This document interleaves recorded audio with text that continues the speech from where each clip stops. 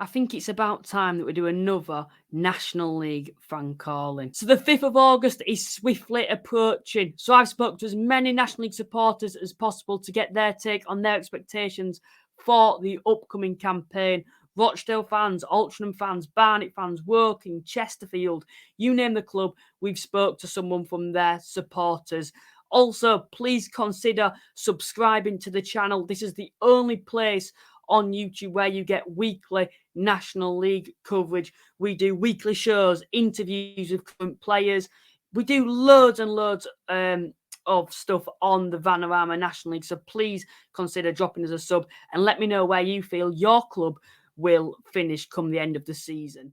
Starting things off with Altrincham then, and I'm joined by Johnny, who is in fact an Altrincham fan. Johnny, firstly, are you looking forward to the new season with Altrincham?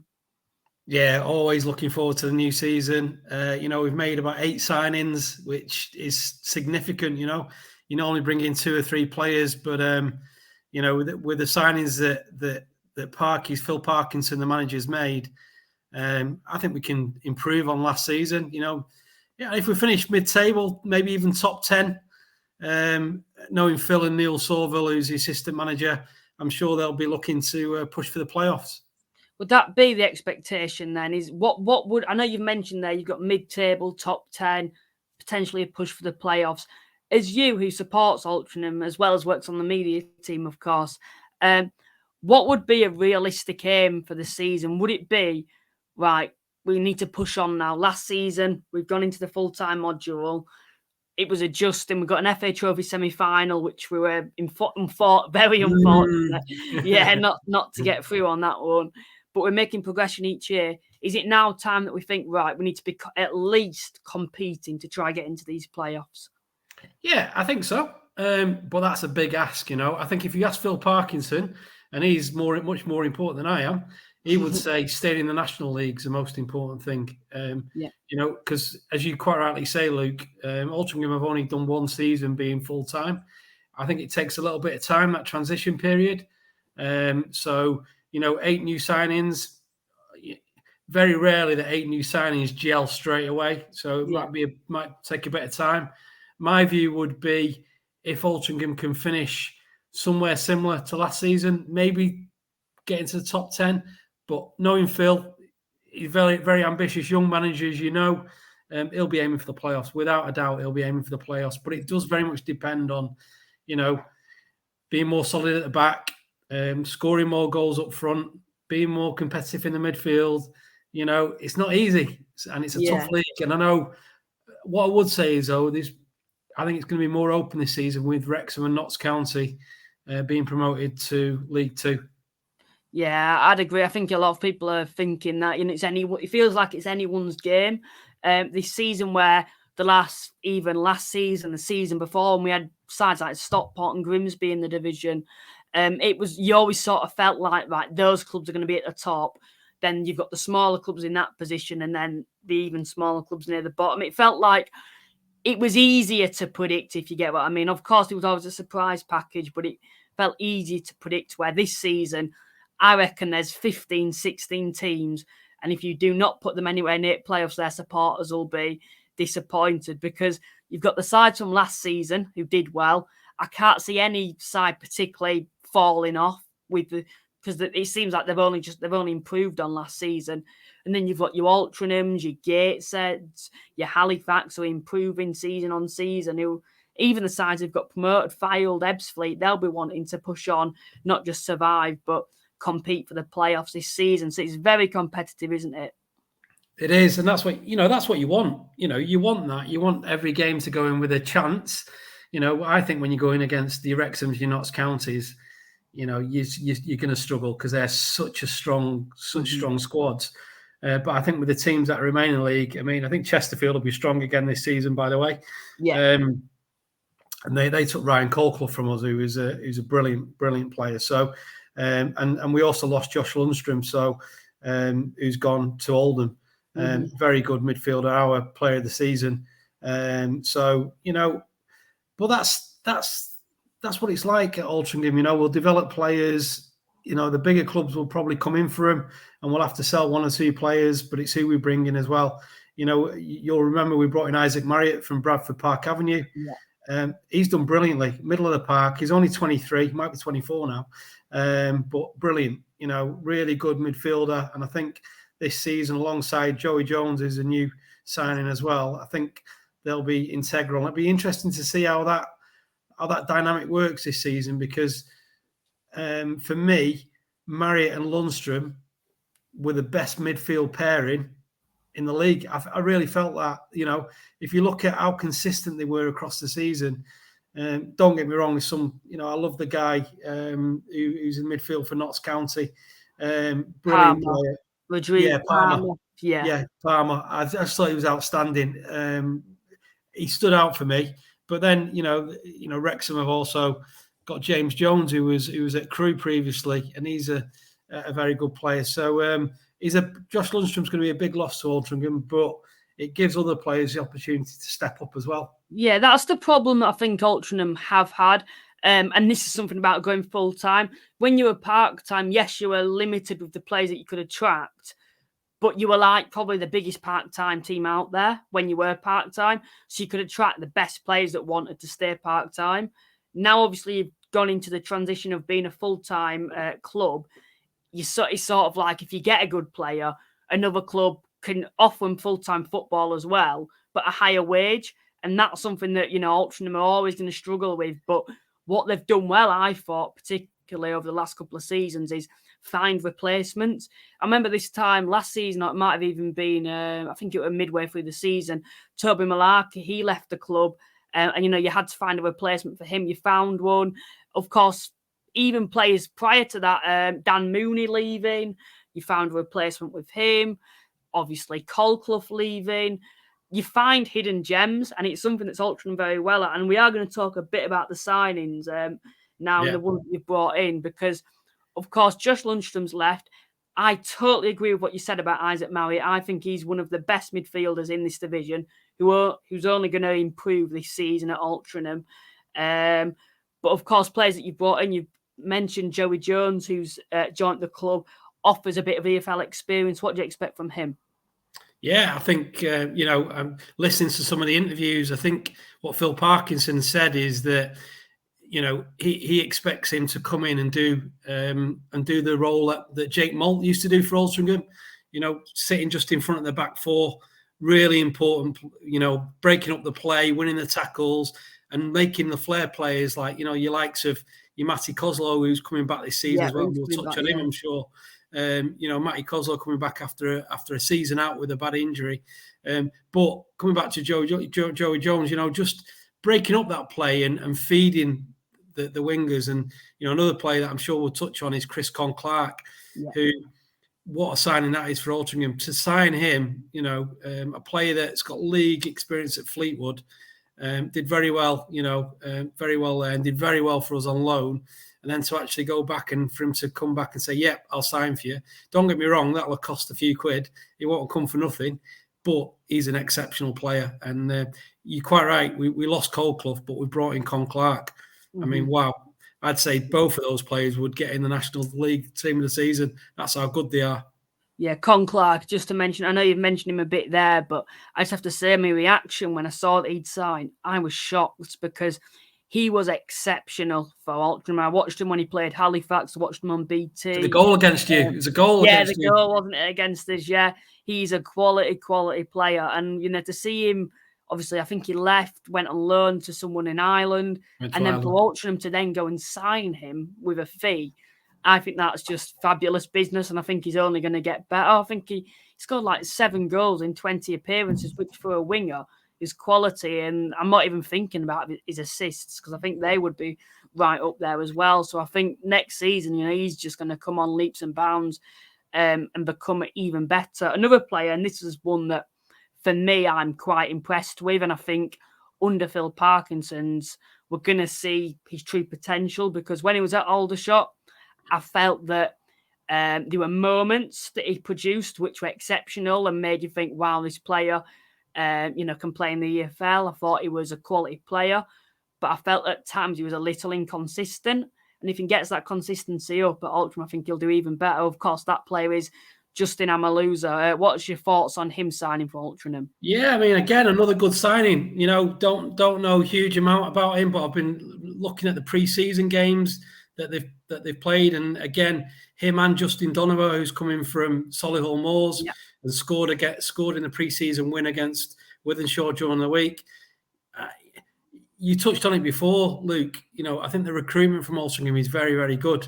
And that just doesn't happen by luck. Neil Soval will be involved in that. Phil Parkinson will be involved in that. Rob Estafer, who's the kind of the player director of football at Altrincham. And then we've got an Altrincham reserve side and scouts that support that, Ross Spate and stuff. So the club for me is developing, and it's bringing in that additional. It's building the academy up as well. But these players that you've mentioned, as you said there, you just hope that they're going to kick on, because I think scoring goals. Regan Linney, by the way, we've not really touched on him. I know he came on loan, didn't he? Yeah, came on loan from FC United, but he's a player very much in the mould of Jordan Hume. But I think all the players that you've mentioned, the hope would be that they hit the ground running, and that's the key thing. But 8 players, 8 signings. That just doesn't happen every season. So, as Phil would probably point out, you've got to give them a little bit of time to settle in. I think just added to those signings as well, your James Jones and your Lewis Baines at the back, they're going to be absolutely vital. Eddie Jones as well, and Ollie Byrne, the keeper. Very important that we're solid at the back as well. But yeah, coming back to your point, I think hopefully, they hit the ground running and score plenty of goals for Altrincham. That's what we need. Yeah, that is certainly what you'll need. And that, I think, is the difference, isn't it, between playoff candidates and teams that just fall a bit short. Because if we have to remember last season, there wasn't probably that much of a gap between the likes of Altrincham and your Bromleys, who just finished inside the playoffs. I reckon it would have only been about 8 or 9 points between the two sides. It was very, very tight last season. But when I mentioned that, I think the difference of those few points would have been a prolific goal scorer last season for Altrincham.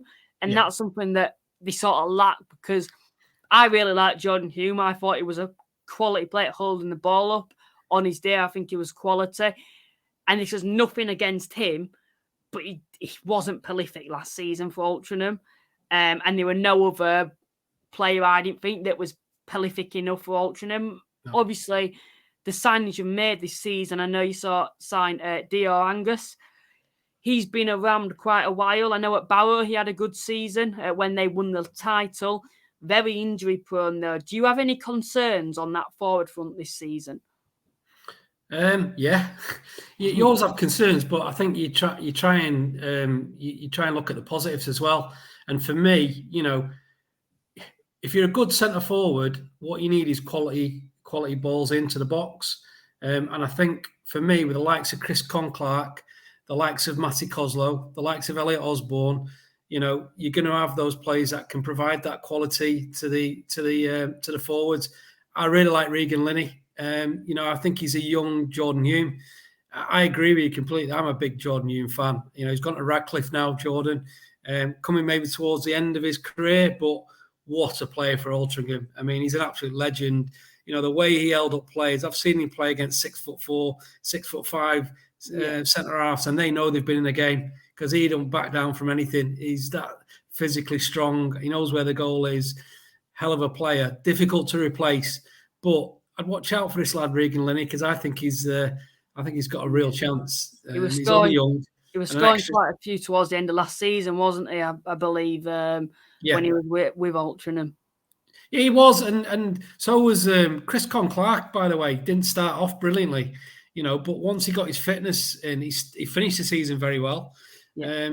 But it's about that fitness and building that consistency up. But hopefully. I think what happened with Alty is they started off the season quite slow, then went on a bit of a run, then had a bit of a down patch and stuff. It's trying to get that consistency, which, hey, as a Halifax fan, it's getting consistency is the hardest thing. Yeah, once you get those run of games and you start winning and it feels like it's all in your favour. Everything's going for you. You're not really having any serious injuries. You feel unstoppable. I get what you mean. Altrincham had a short period last season. Halifax did. You feel like if we played like this throughout the season, we'd be in the playoffs now. And I'd be confident that we'd do something in the playoffs as well. Just keeping that consistency, and that's another difference between those top teams and the ones that fall just short, like your Halifaxes, like your Altrinchams, like your Gatesheads. Of course, starts the season then. It's quite a difficult start, I would say. Starting off against a Dagenham side, who I've not been too impressed with so far with their business. Then you're travelling to a working side that finished 4th last season. York, who recently had a takeover and have signed some outstanding players, especially on the defensive side. Then you've got Bournemouth, and we all know what Bournemouth are like, a playoff candidate last season, almost knocked Notts County out. And then obviously title favourites at home against Chesterfield. That's 5 tough fixtures there. How crucial is it that you start well this season, or do you not feel that it's too? No, I think it's. You mentioned about bedding in and stuff. No, I think it's vital to start well. And we didn't do that last season. I do think it'll be difficult because of those new signings and how quickly. You look at the pre-season games, and apart from the with the Wythenshawe game that we've just won, we've been, we haven't been winning games, but Phil's not too worried about that in pre-season. It's more about getting those players to gel, getting those players to work together. As you mentioned before, they're off to play Nijmegen in Holland this weekend. The match will be really important, but Phil's already said it's about bonding as well. And you do need that bonding time because, these players are coming from all over the country. You mentioned before, the lad from Aldershot who's coming in. You've got Justin Donovan from Solihull. You've got Joey Jones coming in. Got all these new players in. It doesn't happen. It doesn't click just like that. You've got to have a bit of time to bed down. However, you can't afford to have a slow start in this league. But, just going through those fixtures there, they're not easy, are they? There's no easy fixtures, though. No. I interview Phil most games, and, he'll always say to me, there's no easy games. You've got to be up for every game. What I would say about Altrincham is, in terms of the ethos of the team, they're always looking to win. They don't just go for they're not up for a 0-0. They want to win a game. If they end up getting beat 3-2, but they've had a go, that's what Phil wants to do. And I think him and Neil have just extended the contracts by another 2 years. They're a very good management team, and there's without a shadow of a doubt, there's other clubs that have looked at them. We know that. But we're just so glad that they've committed to Altrincham for another 2 years, and the board support them. They work close with the board, and I think it works well in partnership.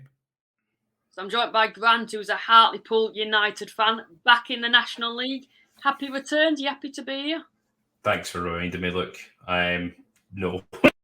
Is anyone ever happy to be in the National League? Come on. No, well, adjusting's going to be interesting to see how you can adjust to this division. Are you confident you can do that and have quite a fairly decent season?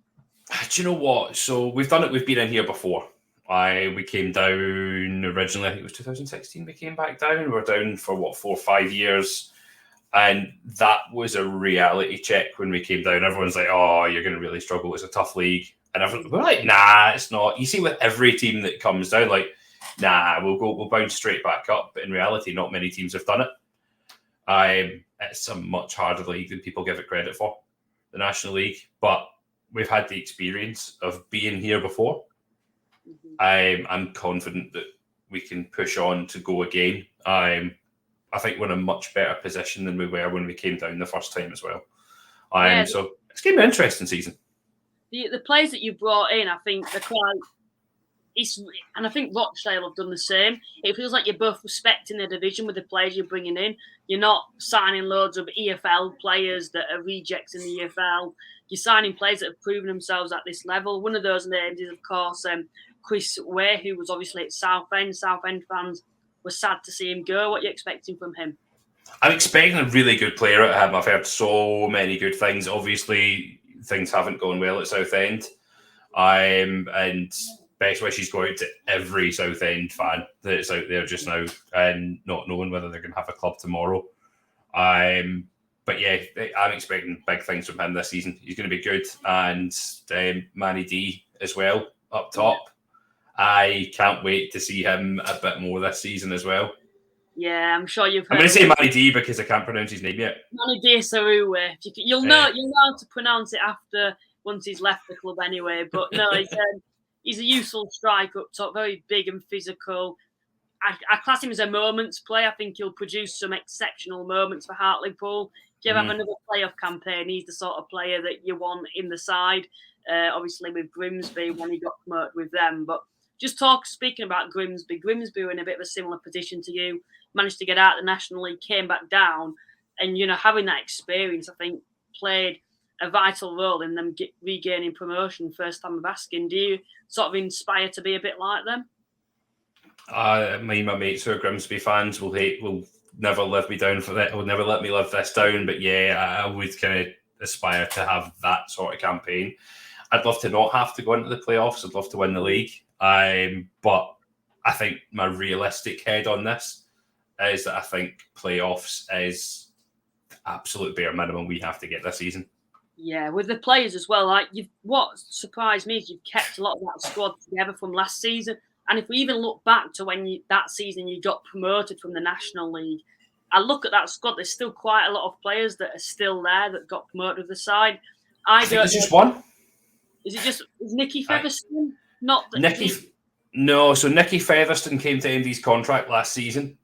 Apparently an offer was made, but he's never came back. His agent hasn't come back. So as far as we're aware, he is no longer at the club. He's a free agent. Alex Lacey. Only one that's still there is David Ferguson. Is he? Oh, I thought is Alex Lacey. I thought he was there when you. Alex Lacey's still with us. We signed him last season. He was at Notts County. Oh, that's what I'm thinking because he was at Notts.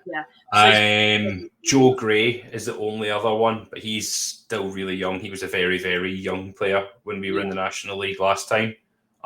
He's still quite young as well. So really, we're only looking at David Ferguson and Joe Gray, and that's it. Yeah.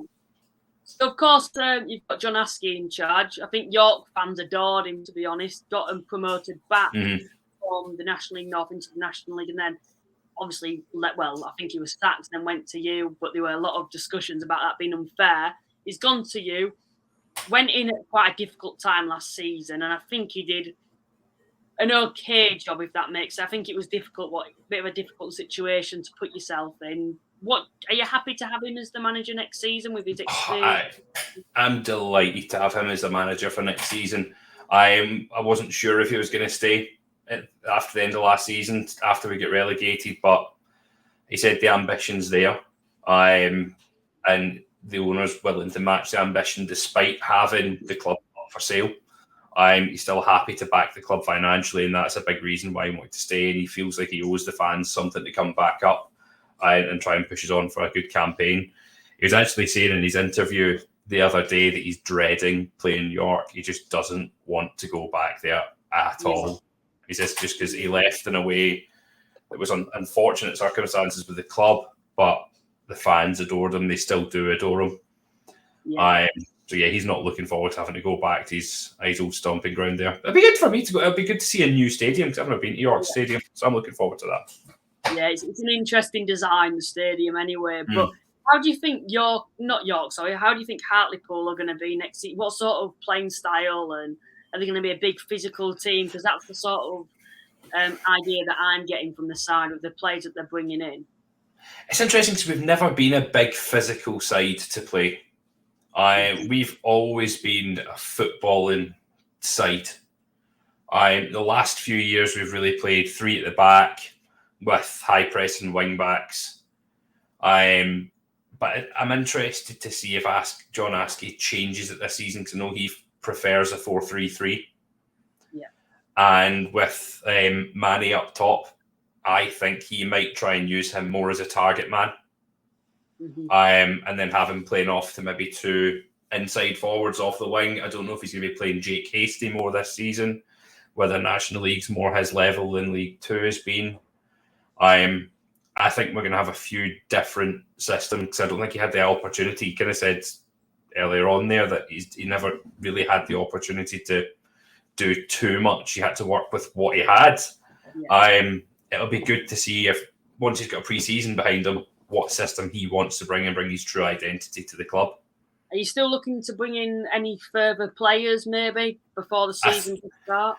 Yeah, I think we've alluded to bringing in possibly another 4 is ideally what we're looking at. We definitely need another right back. We definitely need another left back. I think another midfielder will probably be essential. And if Josh O'Meara goes, apparently there's offers in for him. Probably another striker up top. And hopefully it's a good wedge that we get for Josh. And we can use that money wisely and hope it's reinvested into the club. Yeah, he's another player. Very similar. He feels like quite a similar player to Mani Diasaru. You know, you've got 2 physical strikers there. Of course, Unwar's proven himself at this level and the league above. I'm quite surprised that he hasn't moved on to a Football League side. So you've done well to keep hold of him. But the first 5 games for Hartlepool, it's quite a mixture. You know, you've got quite a tough start away at Barnet, who did well last season. Gateshead at home, obviously FA Trophy finalist. You've got Maidenhead and then Southend, and we just hope that game does go ahead. How essential is it that you start well, would you say? Oh, imperative for me. See, I think first we need to go straight away. And first game, I really want to see 3 points on the board, and then that will put us in good stead for a first home match, and hopefully the Vic is bouncing for a bit of a derby game against Gateshead. Yeah, not too far, is it, from Hartlepool? Not far at all. Not far at all. I'm taking my son to his first game as well, so looking forward to it. So hopefully we can get 3 points there as well. Yeah, and hopefully you can have quite a successful season. I think, like you've mentioned, playoff is minimum. Joined by Jack, who is an AFC Fylde fan. Of course, Fylde are back in the National League now after promotion from the National League North. Jack, are you looking forward to the new season with Fylde back in the National League? Absolutely, Luke. Thank you for having me on your show first and foremost, mate. I've been watching it the last few weeks and months, and I've got to say, for a young lad, you do a fantastic job, and all the best for the future. Really, really excited for what we can do this year. I think we've had a couple of years where we've been kind of unfairly treated, should we say, by some of the authorities, and we've not got the rub of the green over the last few years, to be honest. And it's nice to be back and to do it the way we did, winning the last 4 games of the season, went right down to the wire against with Kings Lynn, obviously. It was fantastic, and I think we've got everything in place behind the scenes and on the pitch, everywhere within the club, to be right up there as well come the end of the year in the National League. I had to say, on that final day of the season, Halifax were playing 5:30, so we're looking at all the fixtures coming in, and it was quite a mad day, wasn't it? The National League North playoffs, and then also the title race between you and Kings Lynn, and I was quite happy to see that you won the league over Kings Lynn. It's a bit of a slightly shorter journey from Halifax anyway to get to Fylde. But no, you're back in the National League now. But usually what happens when sides get promoted, it's about stabilising in the division, isn't it? And it's about just surviving and then pushing on. But with Fylde, it feels like it's a bit different, because you've mentioned there about behind the scenes and everything being in place. When Fylde firstly got relegated, it was a massive shock, because they do have quite a lot of money behind them, to be fair. That season, I know they brought in a lot of good players. They had the likes of Danny Rowe there in his prime. You had Matty Coslow, who was on form at the time. You had a lot of good players in that squad, and it was a bit of a shock to see you go down. You're back in the National League now, and I'm sure your aims will be to push on even further and start what you didn't manage to complete, because we have to remember the season prior to you being relegated, you win a playoff final, you're 1 game away from the Football League. Absolutely. Is that still the aim for you? Absolutely, yeah. Whether it's over the next couple of years, or whether it's a longer project of 5, 6, 7 years, it may never happen. We never know, but we're going to give it everything we've got. Like you say, when we did get relegated, it was kind of your typical hangover season, if you will. Let's say we got to the playoff final against Salford City, we got to the FA Trophy final, won that against Leyton Orient. So we had those 2 Wembley trips in a week, and just things didn't really go to plan that season. Everything that could have gone wrong did, and obviously the season was curtailed due to COVID.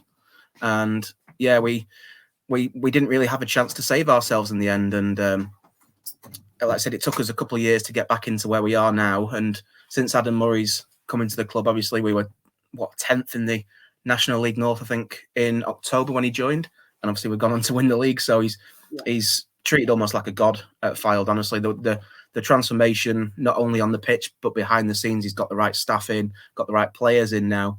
I think we've got a really good chance of being up there, right, really competing with the top teams. So I just want to quickly talk about the players that you've brought in this season. One of the big names, and I think the marquee signing for me, and I think for the majority of people who keep quite a close eye on the league, is of course Gildo Tomaro. Obviously, he was formerly at Halifax. Or Mateo it is actually, I believe.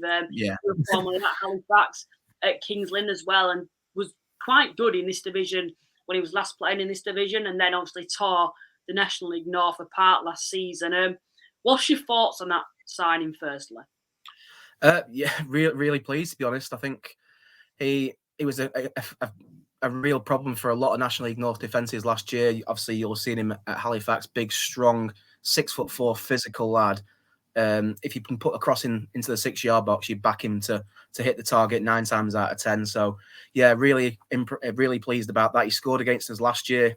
We had a 3-3 draw against Kings Lynn in February when they came back from 3-1 down, and he scored the equalising goal. So I had to remind him that we've not quite forgiven him for that one yet. But he's kind of what we needed as well, because we have what I'd say 4 strikers. We've got Joe Rowley, who's sort of, I would say, probably the best as an impact sub coming off the bench, where players' legs are tiring. I think last year, towards the end of last season, he went on a bit of a renaissance. He was starting more games compared to the start of the season. He was scoring some really important goals, scored a goal away against Kings Lynn to win us that game, sealed the title for us away at Bradford Park Avenue with the second goal. So, yeah, we've got him that will, I think, terrorise quite a few defences like next year. We've got Luke Charman, who's very good on the ball, very tall, and keeps the ball well. Seal Agenza, 20 years old, scored about 10, 12 goals for us last year, is very, very good at carrying the ball. But we didn't really have that physical threat up front and tall striker that we could feed off. So really pleased to get him in, and we've kind of brought a lot of the National League North best players, to be honest. All 5 of the players that we brought in have all been from the National League North. You've got Kieran Glynn coming in from Scarborough, who so far in pre-season has been absolutely phenomenal. Some of the skills that he's brought out and some of the play that he's come out with has really got fans off the feet. You've got Owen Evans, who's just joined us from Gloucester, who's a bit more of a I won't say an unknown prospect, but he's not one that will be as familiar to people as Mateo, as Kieran Glynn. So he's a good age to really develop. Theo Richardson coming in from Buxton, who's regarded as one of the best young keepers in non-league, and Jonathan Ustabasi is obviously very, very. I thought I'd have to mention it. I thought I was going to have to mention it, but yeah, he's a good player, isn't he, from Chorley? Yeah, I think it was 15 goals in all competitions last year for Chorley, and at 29, he's not a young lad. Obviously, with the career of a footballer being short, but he's enjoying the best years of his career at the moment, and hopefully he can back that up from last year with us and really do well for us. Of course, another player last season who was key to Fylde's success was Horton in like that attacking midfield role, I believe. What are you to expect from him then in the National League this season? Do you think he'll keep that form from last season coming up into the division? I certainly hope so. I think there's nothing to say that he won't do it. I think, is it over the last 2 years, 53 goals in the league over the last 2 years, which for a non-striker is pretty much unheard of. He's one of those players that really does get you out of your seat in anticipation, excitement. He can score, free kicks from 25, 30 yards out. He's extremely skillful. Close control is absolutely ridiculous for a player at this standard. So I think he's one of those what you call match winners players that can take a game in the 80th, 89th, 90th minute, produce that one moment of quality to win you the game and get you the 3 points. And we're extremely lucky to have him.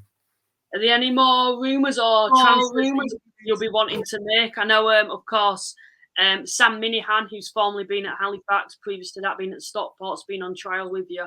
He was a wing back. Are there any more areas where you feel like you need to bring in more players?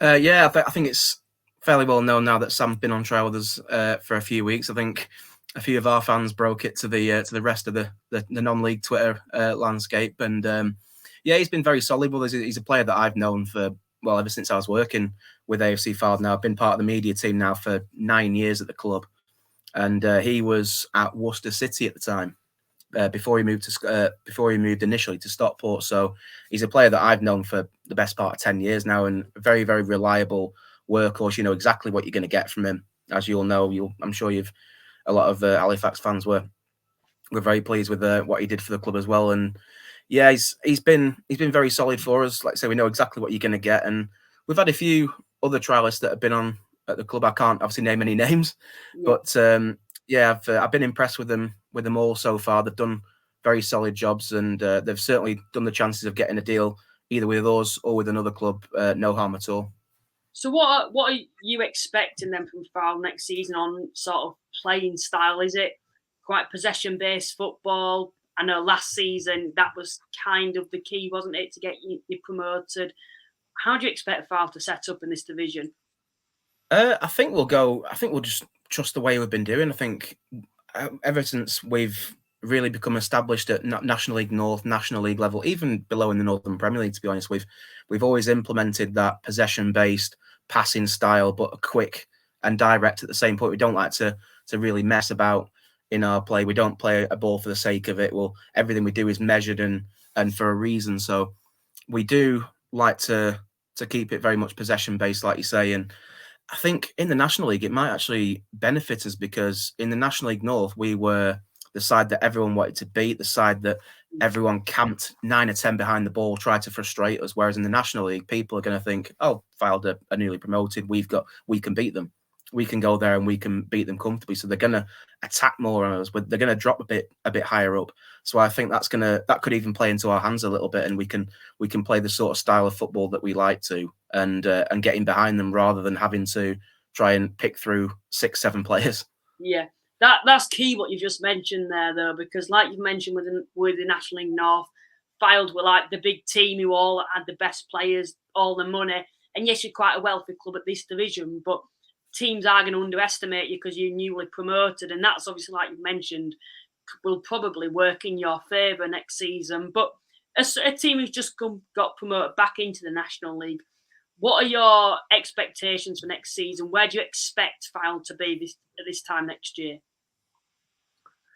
I think when I've been reading our club forums online, it's been quite varied. I think some fans are being very optimistic and saying we can mount a title push. A few are saying just stay up first and foremost, and some are saying mid-table would be absolutely fine. I think I'm of the opinion, as I was the first time we came into this division when we won in 2017, when you also came up with us in the playoffs. I think if we play to our best, we've got the infrastructure, we've got, like you say, the finance. It's no secret that our chairman is willing to invest in the facilities, in the players, in everything at Mill Farm and at AFC Fylde. So if we can play to our best football and really give it our best, I think we can end up in one of those playoff positions. I really do. We managed to do that in our first 2 years last time. So I think there's a very realistic chance we can. This year, I was quite glad that Notts County ended up going up as well in the playoff final, because I think had they have stayed down, they'd have probably romped the division by 30 points next year. Yeah. So it's made it, even though Chesterfield has signed Will Grigg and Tom Naylor, everyone fancies them to win promotion. It makes it that little bit more up in the air as to who's going to go up. There's no guaranteed runaway winner this year. I remember when Fylde were last in the division, and I know that we said at that time, everyone who were invested in the division, everyone was saying that this is a huge division with some of the clubs, the likes of Leyton Orient were in the division at the time. You think of it last season, and even now with some of the clubs, it's a totally different scenario, isn't it? Yeah, there's still a few big clubs at this level. You look at Chesterfield, Southend, round the corner from us both. You've got Oldham and Rochdale, obviously, that have not been in the division long. So they've replaced the Tranmeres, the Leyton Orients, those sort of sides. The Wrexhams obviously now have gone up. So there are still a few sort of marquee names, you'd say. But the rest of the teams, there are a lot of, like you say, traditional conference teams in there that are well established, and like Halifax have been for the best part of the last, even going back to the old Halifax town, the last 20 years or so, they've been mainly an established conference side. So it's up to us to try and sort of get our preparations in line with a lot of them teams. Obviously, we're playing a game on Saturday, a friendly on Saturday, so it'll be interesting to see where the two teams are in terms of their preparation there. But it makes it, like I said, a very open division next year, and I'm looking forward to it. Got by Harry, who is a York City supporter. Of course, York have been very, very busy in the transfer window. They've had a takeover, and Matt Ugler's, of course, taken over. Firstly, Harry, are you looking forward to the new season? Yeah, I am. It seems positive so far, I'd say. Yeah, it's been good, hasn't it, with the signings and additions that you've made. You know, your current squad size is 27, which is a bit unknown, isn't it, with York? Yeah, it's like last year I think we signed a lot of players. Like we bought in a decent amount, but this is just crazy. Like I've never seen anything like that. Well, one of the signings, of course, was Kevin Castro. He's formerly been at Notts County, was at Gateshead last season as well. What are you expecting from him? A good free kick taker. He looks good. He looks promising. He scored a screamer versus us at home, which is probably the best goal I've ever seen. He looks promising. Good touches. Should be a good threat. Of course, Harriet as well. Callum Harriet's coming from the higher divisions.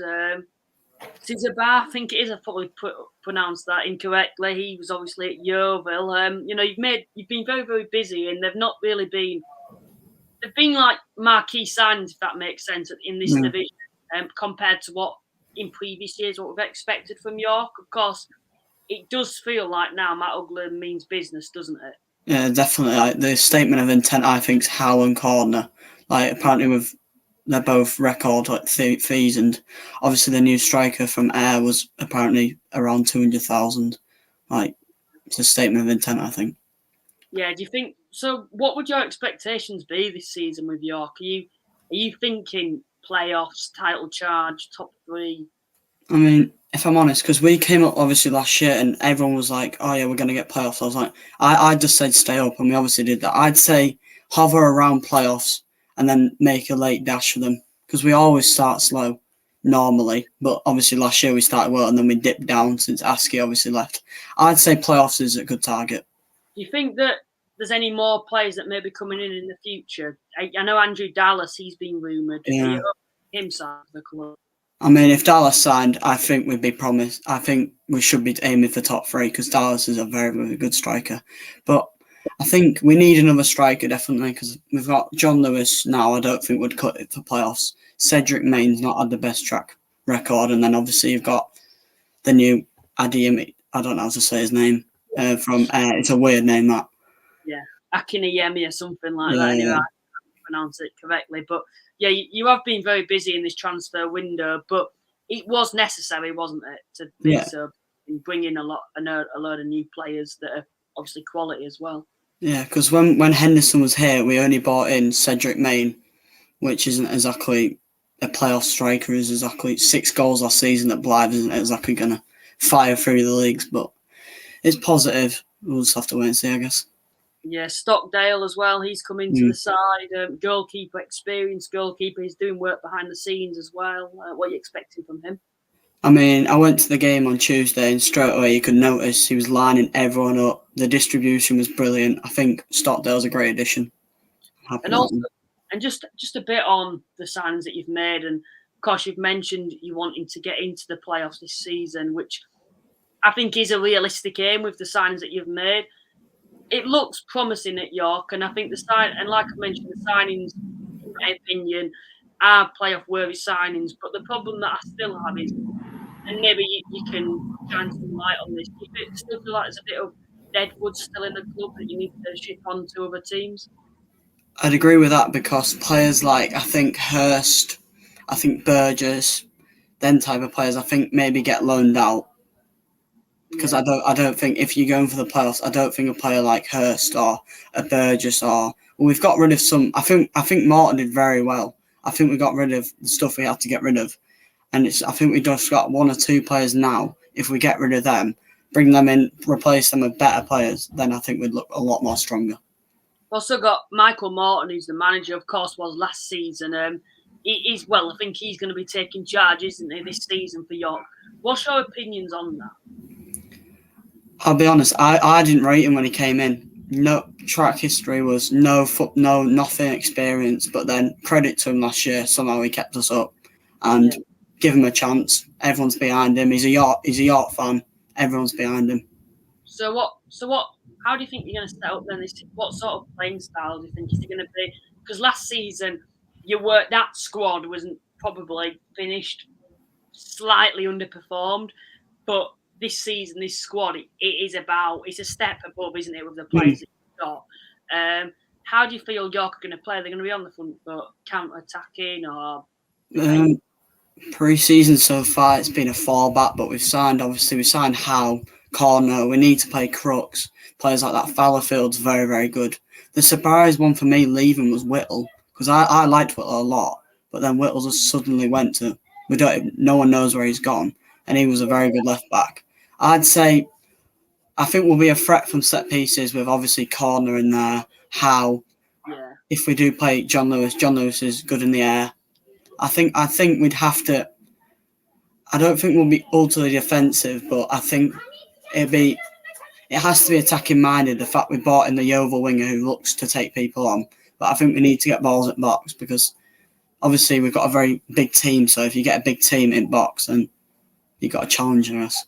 Are there any concerns for you so far for next season? I know, because when I look at York is defensively, I think they've got the best defence in the division at the moment.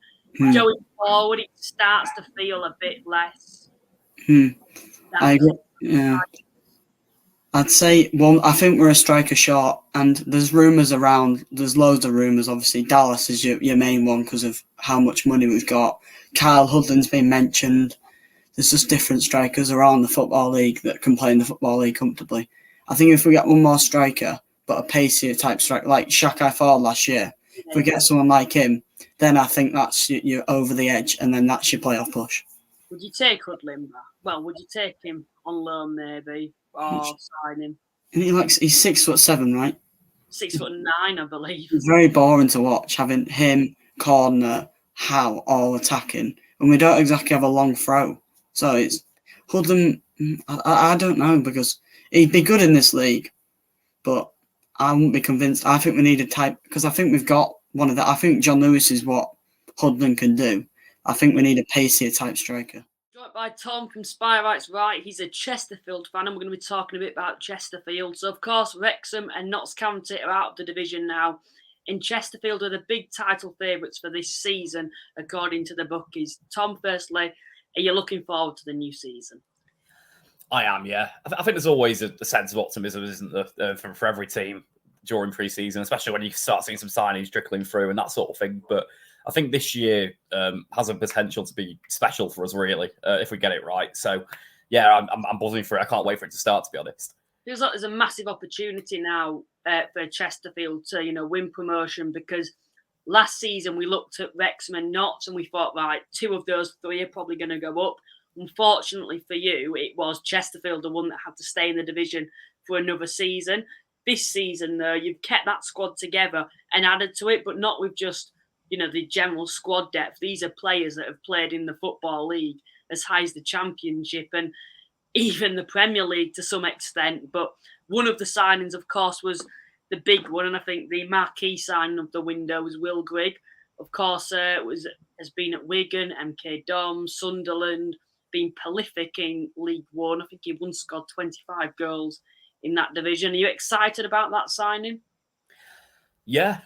I think that's a really smart signing by Paul Cook. And obviously, every manager likes to get in the favourites, don't they? And the people I've worked with before. And I think Cook knew exactly the kind of profile of striker he wanted. He wanted somebody who's going to get on the end of the numerous crosses that we put into the box last season where there was just no one there to stick it in. And Will Griggs is exactly that kind of player, isn't he? He's a fox in the box. He'll be in the right place every time, as long as you can find him. So, yeah, really exciting signing. I've got to say, though, he probably is the marquee. But I think the one that really shocked me out of them all was Tom Naylor. Just because of the fact he played 36 games in the Championship last season. I couldn't believe we signed him, to be honest with you. It's mental. Yeah, he's a quality midfielder as well, and I think he's one in that midfield for Chesterfield. He'll just add even more quality than what you already had. Because I looked at that Chesterfield side last season. I know a lot of people have been comparing well, myself even, is this as good as the Notts and Wrexham side? I don't think you have to be this season, but with some of the additions you've made, you are, I'd expect you to be winning this title quite comfortably. Of course, it's not going to turn out like that, but Tom Naylor, of course, was at Wigan. He's come to Chesterfield now. I think, will be a good addition. Of course, Hobson as well, Bailey Hobson. What are you expecting from him then? I think Cook likes to bring in players who are one for the future as well, and to develop sort of younger players. He did it last time he was here, bringing in like Sam Morsey, for example, who he developed into a cracking League One midfielder. You saw it last summer when we brought in Jez Uchegbalem from Matlock, obviously just down the road from Chesterfield, Azar Alfredson. And he had a decent first season for us. You could definitely tell he's developed, and he's probably still a bit raw, but he's got potential. And I think Hobson's a similar kind of player. Already in pre-season, we've seen him put himself about a lot, and he's quite physical. He's an attacking mid, but he's quite physical and direct. So he'll get stuck in with challenges in midfield and win you the ball. He'll run the ball up the pitch and that sort of thing. I think possibly we can't rely on him just yet because obviously he's only 20 years old, and I think it'll be a season of adapting to the National League for him. But I think overall it's a good signing because he's definitely got bags of potential. Looks really good. I think one of the big problems over the last couple of seasons with Chesterfield has been that goalkeeper position. I think you were hoping that was sorted last season with Colohan, and it didn't really work out, to be honest, due to obvious reasons there. But now you've signed a goalkeeper. He's from Everton, was on loan at Chester last season, and you'd like to think that he's going to be sorted that position now and nailed on. And that, of course, is Harry Tyra. What do you expect from him then? Are you happy that you've got that goalkeeper position sorted now? Oh, absolutely. I mean, Tyra himself said in an interview the other day that it's sort of getting used to a new way of playing to him because Paul Cook, obviously, we like to play with a high line. And as a result of that, we kind of need a sweeper keeper to be there to mop up, balls in behind and that sort of thing, and to command the area well. And I think last season with Ross Fitzsimons, obviously starting most of the games at the back end of the season, he was all right at that. I think Tyra already in pre-season, you can tell he's adapting to it. There's been like the odd mistake and stuff like that.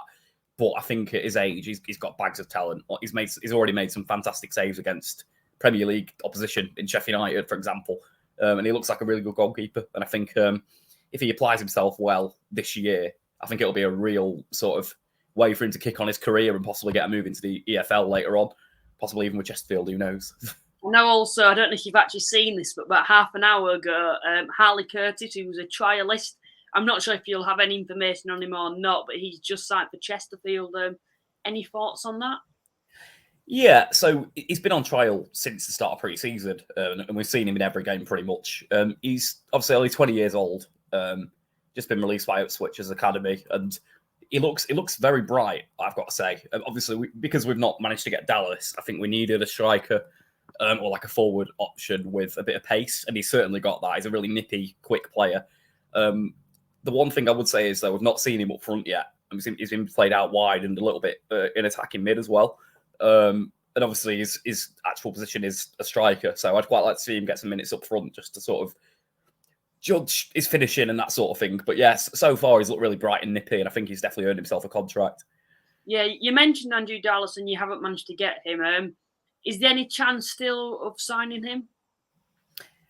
I don't think so. I mean, I've heard bits and bobs from inside the club because my girlfriend works for the club. And I know the odd people in and around it, basically. And they've, from what I've been hearing, I mean, I saw him, one of our media people the other day, Altrincham, and I asked him, is it done? What's going to happen? And he was kind of a bit coy about it. It was like, I don't quite know, but I'm optimistic. But from what I've heard last few days, I think it's dead, to be honest with you. I could be proven wrong, but I don't know. I don't think we'll get him at this point. I think it would have already happened. Yeah, but also, of course, this season, I've mentioned that you probably are the title favourites. Are there any sides that scare you for that? Because I would ask for your prediction for next season and where you'd expect you'd be, because that's what I've asked of everyone else. But it's pretty obvious with Chesterfield that it is the title, and anything else probably is. I won't call it a disaster, but with the money that you've spent, you'd be expecting to win the title. But is there any side that you're sort of a bit fearful of that can beat you to it? I mean, as we know, the National League's never a simple league, is it? No matter how much money you spend or how good you look before a ball's kicked, it always ends up being a lot closer than you think it's going to be. So I don't know. I think we can't take anything for granted. But obviously, like you said, I would expect us to be the favourite for the title. And if we're not competing for it all season, I think that has to go down as a failure. In terms of teams who can challenge us, I think Oldham have recruited really well, especially up front, obviously with Kurt Willoughby and who else was it they signed up front the other day? It's Kurt Willoughby, there's a Reed, and there's trying to think. I can't even think of it myself off the top of my head. No. But yeah, they look good anyway. Obviously, signed them Josh Lundstrom in midfield too, and Charlie Raglan, who played at centre half for Chesterfield back in League One. So we know all too well how good a player he is. So yeah, Oldham have recruited really well. I think Woking look good as well. They've got us strengthened. To be honest with you, there's quite a lot of teams that last season were good teams and they've added quality. I think even Eastleigh, who signed Paul McCallum, and more recently Scott Quigley's gone there, hasn't he? And they're looking good. So it's never an easy league, this, and I think there might be a few dark horses. I'm hoping that yourselves will be able to get a bit further up the table than you were last year. Maybe get a playoff push going. But yeah, I think York too. Obviously, they've got new owners throwing money at it. I've heard rumours that Dallas might be going there, so watch this space, I guess. But yeah it's going to be an interesting season. I'd say us, Oldham, probably Woking are my top three predictions. Yeah, I know it's at the moment everyone's saying it's a very, very open league, isn't it? And you know, we've lost quite a lot of big clubs, but there's still a few that are remaining, and yourselves are obviously one of those in those names. But is there any weakness for you? Is there any position or anything in pre-season that you just thought, oh no, I'm a bit concerned for next season? Is there anything that's caught your eye? It's a tough one because obviously we've had a couple of games against Matlock and Alfreton, who are obviously a lower league opposition, and we've won very comfortably in those games. But then our last three games have been against a Premier League team, a Championship team, and a League One team. And the one thing I will say is we've struggled to sort of convert our possession into chances at times. So we've got into the final third well, but then just like the last ball might be a bit lacking, or it gets cleared by the first man or whatever.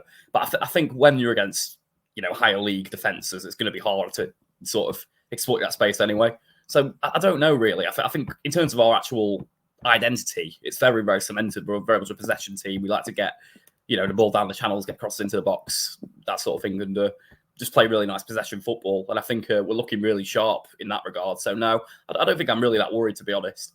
You've got quite a mixed start to the season. You've got Dorking at home, Fylde away, Oxford away, Oldham at home, and then Altrincham away. From those first 5 games, do you feel it's crucial that you do start well, or do you think it's not really? You won't be too concerned if, let's say, you didn't pick up, you know, I wouldn't say maximum points, but if you didn't pick up wins from the majority of those games, because what we've got to remember is it's a sort of a new. Obviously, you've kept the squad together, but you've made 5 or 6 new additions, so it's going to be a slightly different team on that first game of the season. And these sides that you're playing, obviously, are going to want to take points off you, because you are going to be the team to beat next season. You're going to be that side that I think where last season it was Wrexham, everyone wanted to beat Wrexham. Now it's going to be Chesterfield. Yeah, I mean, it's an interesting one, isn't it? Because I suppose you can look at last season and Wrexham, for example, and I think they had a pretty poor start in the first 5 games. And there are a few of their fans calling for Phil Parkinson's head, and then we all know how last season ended. So I don't know. I think obviously it'd be really nice to start well and get 5 wins, you know, first 5. If we don't do it, I don't think that it's a disaster. I'm not usually one to look at the league table until 10 or 15 games in at least, to be honest, because that's when things start to settle down a little bit. But yeah, obviously, there's the one thing that people always say: when you lose a playoff final, you can have a bit of a hangover the next season early on. It'd be nice for us to sort of prove people wrong in that regard and just get off to a flying start and sort of dispel last season completely. Because like I say, I'm still gutted about the playoff final. So it would just be really nice to hit the ground running and just forget about it and put it into the past, if you know what I mean. Joined by Trevor, who is a Barnet fan. And Barnet are quite an interesting club to be covering. Obviously had an exceptional season last season. We're a bit of the surprise package last season. But this season, it feels a little bit different with Barnet. It feels like their expectations are to get in the playoffs once again. Trevor, firstly, how are you doing? Yeah, I'm good. Thanks, Luke. Thanks for having me on. No, it's great. It's great to speak to you about Barnet because, of course, you did fail in the playoffs last season to Bournemouth, which was a bit of a blow. But what are your thoughts heading into this season now? I think it's been lovely to have 2 summers where we've recruited well. This year, everyone's been, I'd say, patient. Everyone's been relaxed. They've not worried about players coming in like we have the last couple of years. And I think this summer's been such a case of moving that now one step further. Having built the foundations last year with the players we brought in, we've now added to that squad, and we've got some real competition this year across the park. Yeah, what I've been impressed with this season is not just the recruitment, which we'll come on to in a second, is the fact that you've nailed down contracts where you feel like most of the time you'd expect with a side like Barnet, and this is no disrespect, Halifax in the same position. Usually, if a Football League side comes calling for those players, you're unable to attain them. Where this season it does actually feel like that majority of the squad you've actually retained. Harry Pritchard being one, and Nicky Kabamba as well, not being sold on. How significant is it that you've kept players like that in the squad? I think it's massive because I put earlier in the sort of summer as well, when we were obviously looking to sign new players and that, but it's just as important to reward those that did well last year, because for those players that are looking to come to Barnet, 2 years ago we were an awful proposition. We were last resort for a lot of players, and I think it's shown that where we've given Laurie Walker as well as Harry Pritchard and new deals, they both performed really well last year. Harry was Manager's Player of the Year, and I think Players Player of the Year, and Laurie was Supporters Player of the Year. So it shows that if you come in, you play well, you'll get rewarded at the end of the day. And we don't just look after the new players coming in; we look after those that have done really well as well. So it's just as important, as those new guys coming in. Yeah, certainly. I agree with you on that. And I think having someone like Dean Brennan now, and you've mentioned there how it is quite attractive to go to Barnet, where you mentioned a couple of seasons ago, I remember the COVID season, the league should have actually been relegated that season. Yes, we won't talk about that anyway, because that is bad times. But when you think of you were then compared to where you are now, now you're a side that's wanting to get back in the Football League. And a lot of people are, predicting you to finish comfortably in the playoffs, if not higher. Just a bit on your recruitment then, the players that you have brought in, what I've been impressed with is the smart deals, quite intelligent deals, I felt, where they're players that are moving at this level, maybe not be the biggest names in the world, but when you're a side like Barnet, it's very hard to attract players with quality that you've brought in, I think, good signings, because they've proven themselves at this level, and they are quite well-known names, which is quite rare usually when you're thinking of the recruitment side of things. Paul Johnson being one, at Wrexham, had a horrific injury last season, and I think he was a right back that always was going to go in the Football League if that was with Wrexham or another club, but probably because of his injury, he's sort of been, pulled back a year, and then landing at someone like Barnet. I think in that system that Barnet like to play with the wing backs pushing high up, I think that's going to work. But what's your thoughts on that? Yeah, a lot of people have said the same, especially with Hall Johnson this year. He's actually Rob Hall's cousin, who was with us last year and got released at the end of the season. There was a little bit of talk last year that when he went up for loan, that he might have been coming to us, and obviously Jordan Cropper came in instead, who was fantastic for the games he was actually fit for us. But I think the key this year, as you said, with the recruitment as well, is that last year we knew what we were short of, which was strength in depth, especially across those fullback positions as well. We really struggled with when Sam Beard and Ben Winter both were out injured. It was who was going to play in that position, and quite often we were using wingers as wing backs rather than fullbacks. We lost that little bit of defensive cover. So I think as well, the realistic of us realised that you can build the starting 11 last year, and this year was going to be the year when the cover and the extra players would come in, and that adds to that squad, and you've then got the competition, as I mentioned earlier. So, like you said, players like Hall Johnson, I think is going to be a fantastic addition for us, not just defensively but going forward as well. We've also got Corker. I think it's Corker who's coming. Yeah, Ben Coker. Yeah. Yeah, he's come from Solihull. He made quite a lot of appearances. Also quite experienced at this level. I think he's pushing on 30, isn't he now? So if you've got someone like that with experience, that's what I think a side like Barnet need, because they are quite a young side last season. And you just added to that with, more experience in the side. Yeah, I mean, that was one of the things we lacked. We sort of, quite a few of us realised 2 years ago, we didn't have that experience, the know-how, the extra little niggly fouls that players commit to, stopping an attack and that. We were very naive in that 2 years ago. And I think we brought a little bit of that in last year through the spine of the team with Akimo, Pritchard and Gorman and Kabamba up top. And now you starting players like Ben Coker who've played EFL as well and knocked up a lot of appearances. He'll bring on Idris Khan, whose game in leaps and bounds again next year. He'd definitely be one that I think we'd be looking over our shoulders at, possibly losing next summer. But that's the beauty of the clubs our size, isn't it? That the bigger boys will always come and pick the best of your talent. Yes, certainly. Just one final name, and I know you have done more business than this, but the one final name that catches my eye is Zach Brunt. He was obviously at Bournemouth, impressed there.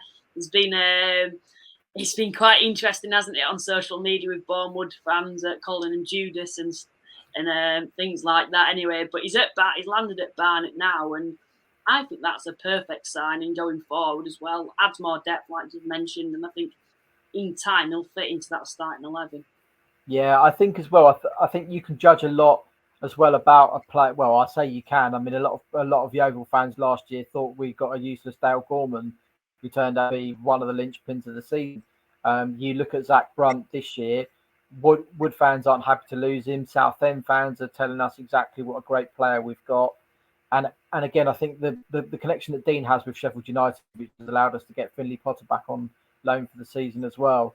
Players, because we looked after Finley so well last year, players like Zach Brunt who have been released, players talk, and you build that team ethos and togetherness that Dean really loves. Players do want to come. Zach's going to be phenomenal, I think, for us next year. If he adds goals to his game, which he didn't have at Boreham Wood, I think, again, you've got another player that's going to attract interest, I think, through the year. So what are your expectations for next season then? Is it another playoff finish? Is it top half? Is it even further and pushing on to try getting the top three, or perhaps maybe too far but the title? If we sign another central midfielder, where Connor Smith stepped up to assistant manager now, he was gonna play and be that Dale Gorman replacement when Gorman was injured. We replace him. We can add another striker along the likes of Harry Smith that we had last year, or just somebody that will complement Kabamba as well. Then I think we're talking top three. If we don't get those two in, then we're definitely looking at playoffs. I'd be surprised, but everyone will expect us to be hitting the playoffs. So there's added pressure, I think, compared to last year. That we'd be expected to be there. Yeah, you are now because of how you performed last season and even the business that you've made. But you've got quite a tough start to the season. When I was looking, I think Barnet have probably got the toughest start to the season out of any other club. Hartlepool at home, who yes have just been relegated, but I'm sure themselves will want to be up there. Then you've got Bromley away with playoffs last season, Eastleigh, Woking at home, who finished fourth last season, followed by Dagenham away. What's your thoughts on that start? Do you know what? I thought last year's start was difficult. We started against yourselves, Halifax, obviously, who made the playoffs the year before. We had Woking in that early spell as well. We had Yeovil away, which is not easy to go down to. And I think by the end of the month, we'd lost one game, which was away at Chesterfield, and that was a game on fine margins that we could have come away with a point. So I think after 3 games we were top. So, to be honest, I don't think there's one easy game in that division. I mean, as well as I do, you predict who's going to finish 1 to 24, and especially in our little group that we've got, a lot of us were miles out on a lot of teams, weren't we? Especially the likes of Barnet, for example, last year. So I don't think anyone's a difficult. I don't think anyone's an easy game. And on our day, we're capable of winning whatever it is, 5 out of 5 or 6 out of 6, wherever we've got for the opening week. But you've got to be on your game for 90 minutes every week. Do you feel that for a side like Barnet, it's crucial that you have a good start to the season? I think after how we started last year, then we lost it a little bit when we couldn't stop conceding goals, and then we went on that fantastic 3-month run. I don't know, because you see sides come from deep. They don't start very well, and all of a sudden it clicks, and then it goes. But I think this is just going to be so competitive. I was saying to someone the other day as well that I look at what everyone else has signed as well, and I think, wow, that's a signing and a half. And then we go and pull another one out of the bag, and you think, well, we're going to be there again, but everyone's pulling them out. About 15 clubs, isn't there? 15. I know when I'm trying to draw my predictions, there's 15 clubs, and there'll be one or two. Well, the majority of them will be unhappy if they don't finish in the playoffs. So if you don't predict them in the playoffs, then they're not going to be happy at you. No, absolutely. I mean, I've stayed away from predicting yet, because I think we've still got another nearly 3 weeks till we actually kick off. There's going to be some more rabbits coming out of hats in the next 3 weeks. I'm looking at like Wildstone, who haven't got a keeper at the moment, and will take something to replace Sam Howes. But you just feel that you'll predict them to finish bottom 4 because of their part-time status and everything. They'll go and pull a goalkeeper out of the hat. You think, wow, that's not going to put them in the bottom 4. So I'm sticking my predictions till the very last minute, because I'm expecting still a couple there. They're going to come out, and you're just going to go, they ain't going to finish in that position now. By Matthew, who is an Eastleigh fan. Matthew, firstly, are you looking forward to the new season? Yes, I think this is the most excited I think I've been since supporting Eastleigh, really, for the last few years. So the side is coming across, Donald back. I just don't think it could get any better, really.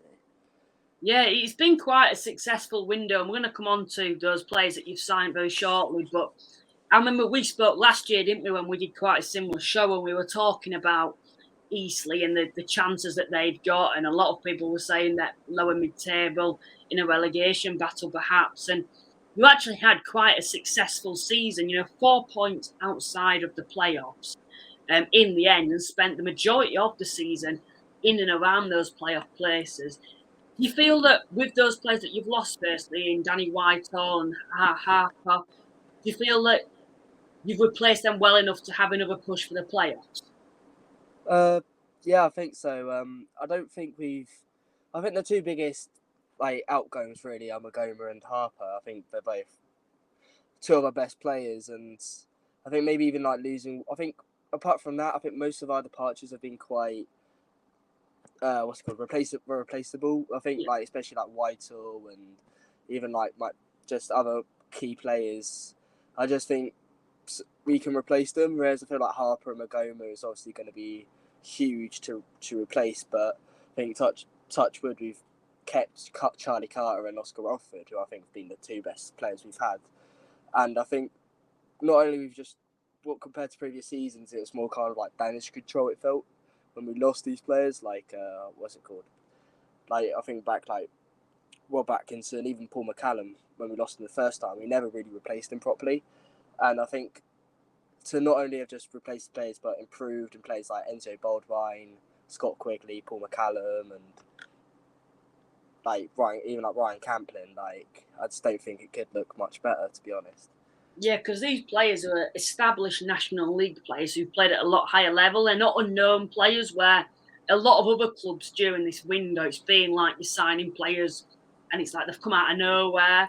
You don't really know too much about them. But players like Scott Quigley, he's got promoted with, of course, Stockport and Barrow. What do you expect from him, firstly?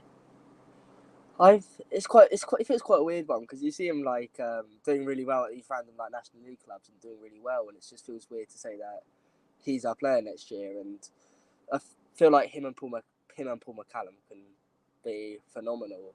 So I think Stockport fans have been quite mixed about him. I think a lot of them basically saying he's not really at that level anymore, but has brought him so many good moments. And to kind of be an established National League winner and League Two, and to be playing in League Two, I think is more exciting. I mean, I think that's just the signings you've got to make at this level, the players you can play in the National League, and to get promoted or to be up there at the top end of the table, in my opinion, is not signing these exciting players, even from 2-3 leagues above. Just having the players at this level, like Scott Quigley, Paul McCallum, and Enzio previously, I think that's the most exciting for me, is that they've got experience at this level.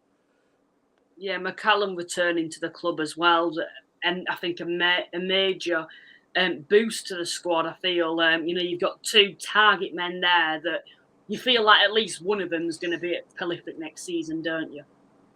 Oh yeah, I think looking at the team now, I literally just got up on transfer market, and you're looking at I think we've done most of our business from what we're saying, maybe lacking like one striker and maybe another midfielder, but compared to previous years, a lot of our fans have been moaning about the lack of attacking players, but I just think Paul McCallum, Quigley, Enzio and Carter, I'm going to be biased here, but I think that's probably one of the best attacks in the league when you put it down on paper. There's not being biased about it. It is, on paper, that is probably one of the top 5 best attacks in the division. Enzo Baldwin, he was at Sutton, previously at Notts County, and Notts County fans liked him. Good on the wing, wasn't he? I'm sure you must be very, very excited to see him in action down at the Silver Lake. Oh yeah, I remember, I think it was COVID season when we played Sutton, and I just remember him ripping. Was it Sutton or Notts County? I can't remember. It was one of the 2, but I just remember him ripping us and like a new one. Like, he just looks phenomenal. He hasn't really done much in pre-season so far, but that's normal for pre-season. But yeah. I think we lacked that kind of winger last year, and we didn't have much. I don't think we played, off the top of my head, we only had like Brian Hill or... I'm going to look really stupid now and be one of the players, but we didn't really have that winger, exciting winger like Enzio, and so I just think he's phenomenal, and I think could be probably the most exciting player signing out of the lot. There's also players from last season that you feel are only just going to improve as well. Charlie Carter was someone that, as the season went on, he seemed to get better and better. I think it's fair to say. I'm sure there's players like that you'll be expecting quite a big season from as well. Oh yeah, phenomenal. I think if we keep Carter, I think phenomenal. Him and Rutherford as well. I think Rutherford has kind of gone quite unnoticed, and I'm not going to complain because with like Kellen Fisher and stuff like that, I do believe that he is up there one of the most exciting young players in the league. Like he came from the EDS and Rutherford. And I think he's probably our best player last year. If you're like of all the young players and moving position to right winger and right back, I think he can be one of the key differences. And Charlie Carter, if he's even about 70% of how he played last year, is phenomenal. Really, like I don't think there's much players. If we keep him, he can be better now in our team, and just even in the league. I think if he played for Oldham or a Southend, I think he might have got a bit more recognition. Whereas I feel like where he's been at, he hasn't really been recognised. And I just said all these players, like if they step up or be as close as good last year with these new additions, and I don't really see much for pushing for the top 3 or push top 5 and getting a home quarter-final. So finally then, I'm just going to ask you, what are your expectations for next season? Where do you want Eastleigh to be, finish? What prediction would you be giving yourselves at this moment in time? I think my head probably says playoffs. I just think playoffs is where we've been trying to push the last few years. We haven't really gotten it. I think we got it once in the season, and maybe with the lack of investment, I think playoffs was the target. Whereas, I'm thinking for us, I think be 5th. I think 5th is a reasonable target. Yeah. Getting a home quarter final really gives us a massive chance in the playoffs. And I feel like with Chesterfield and Oldham, I think it's a bit too much to really, at the moment, the new signings to kind of go to look to win the league.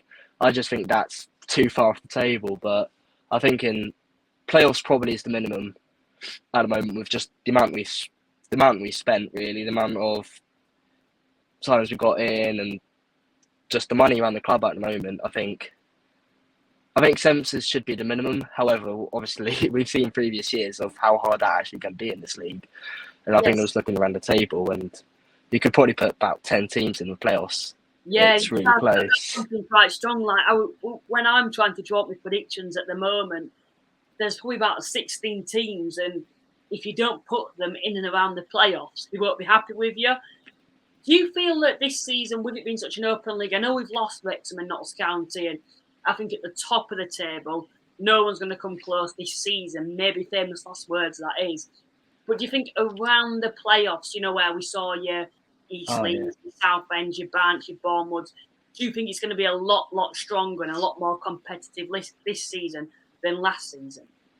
Oh yeah, definitely. I think if you look around, probably about the top 7 or even the top 9. I think in the top half, I think the only team you could really say which has struck like looking worse than it did last year is probably Southend. Like, I think every team has improved like year on year, and I think the gaps he had at the top of the table will kind of go, and I think other clubs will try and take that position.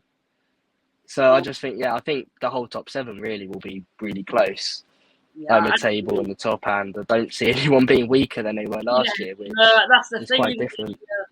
I even look at ourselves, and I think we're going to be stronger this season. There's the likes of Gates and Altrincham who are wanting to try push on as well.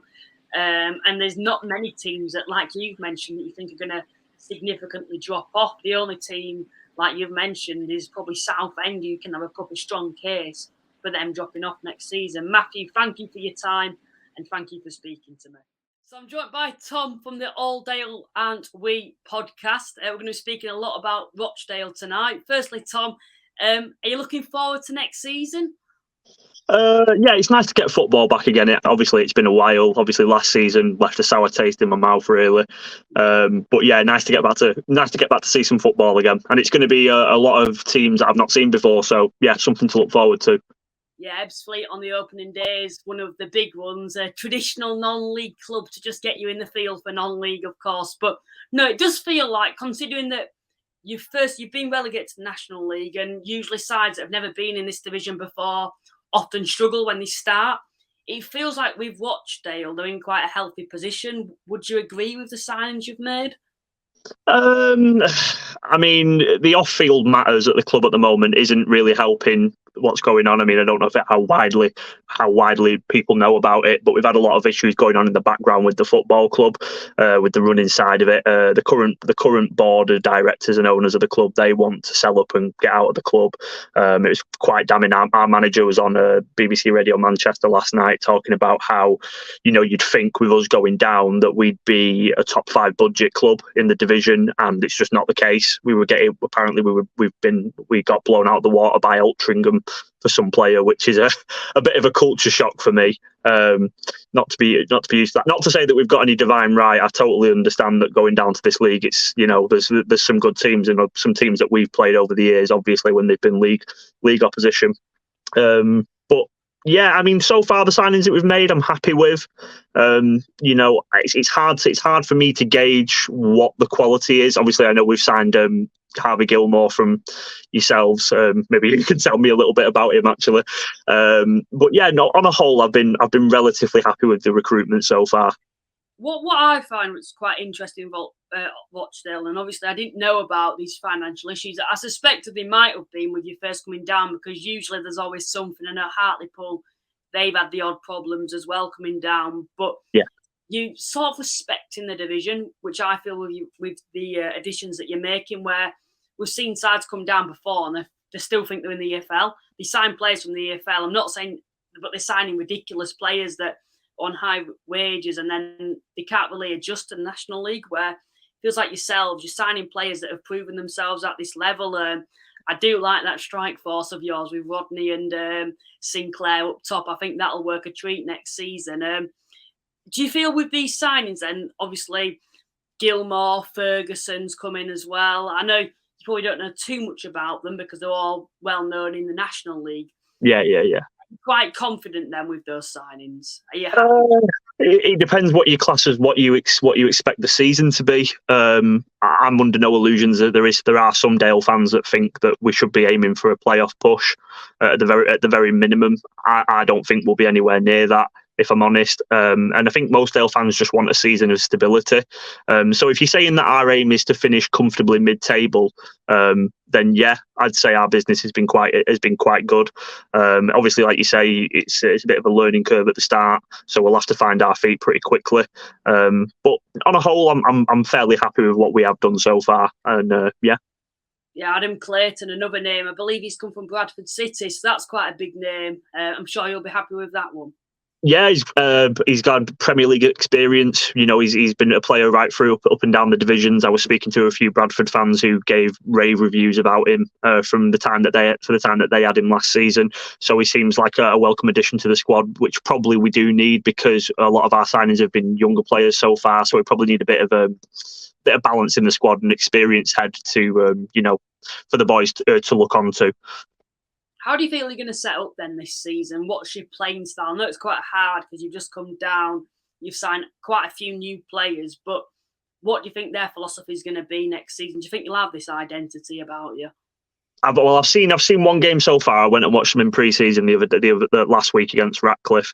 I know it's obviously not comparable playing Ratcliffe, but it looked like a bit of very much high tempo, high press, passing style of football, which I think is something that the club want to try and get back to, the philosophy that we want to get back to with the sense of, we've always been prided ourselves on giving academy graduates time on the pitch, and obviously selling them on for fees and moving them up to the higher the division. So I think that's a good step that we've done to obviously integrate these players back in and give them a chance and a platform to build on. So yeah, I think very much possession-based style of football, high tempo. That's what we'll be aiming to achieve, whether it happens or not.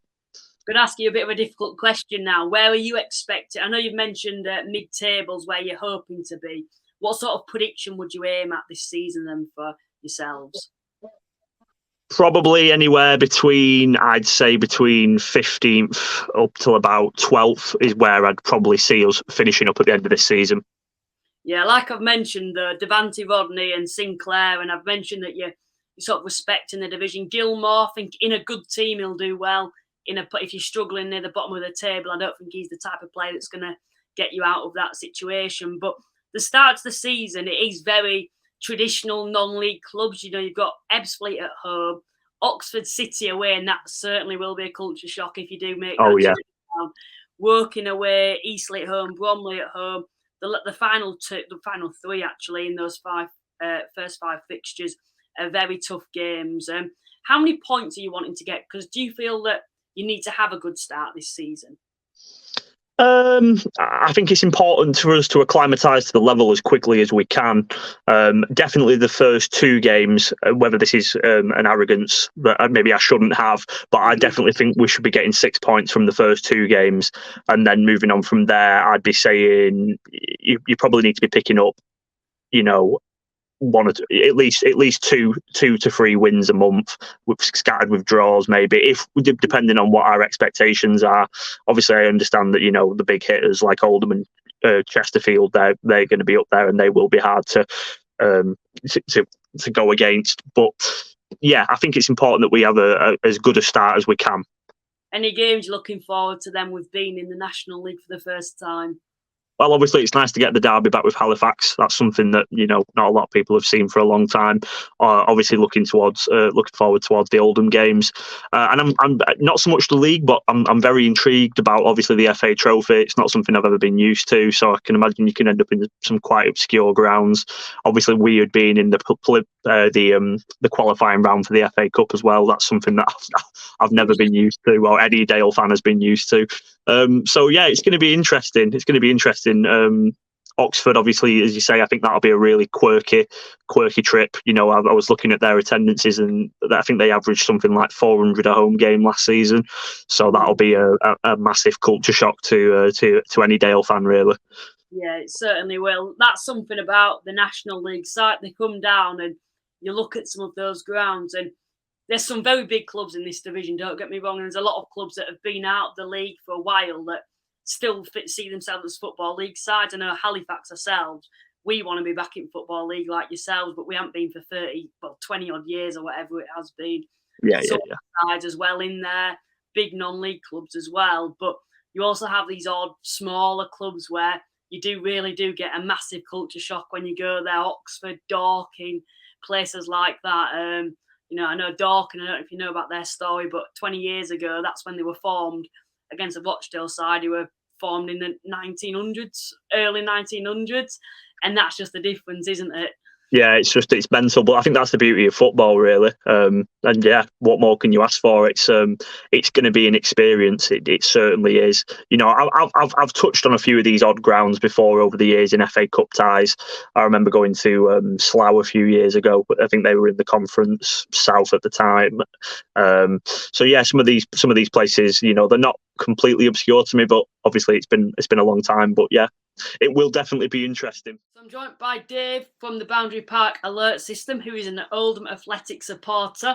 We've just been speaking off air about being positive for next season, but you've just been saying that it's quite hard to be positive. But you're in a lot better position now than what I would say you've ever been in. Would you agree with that?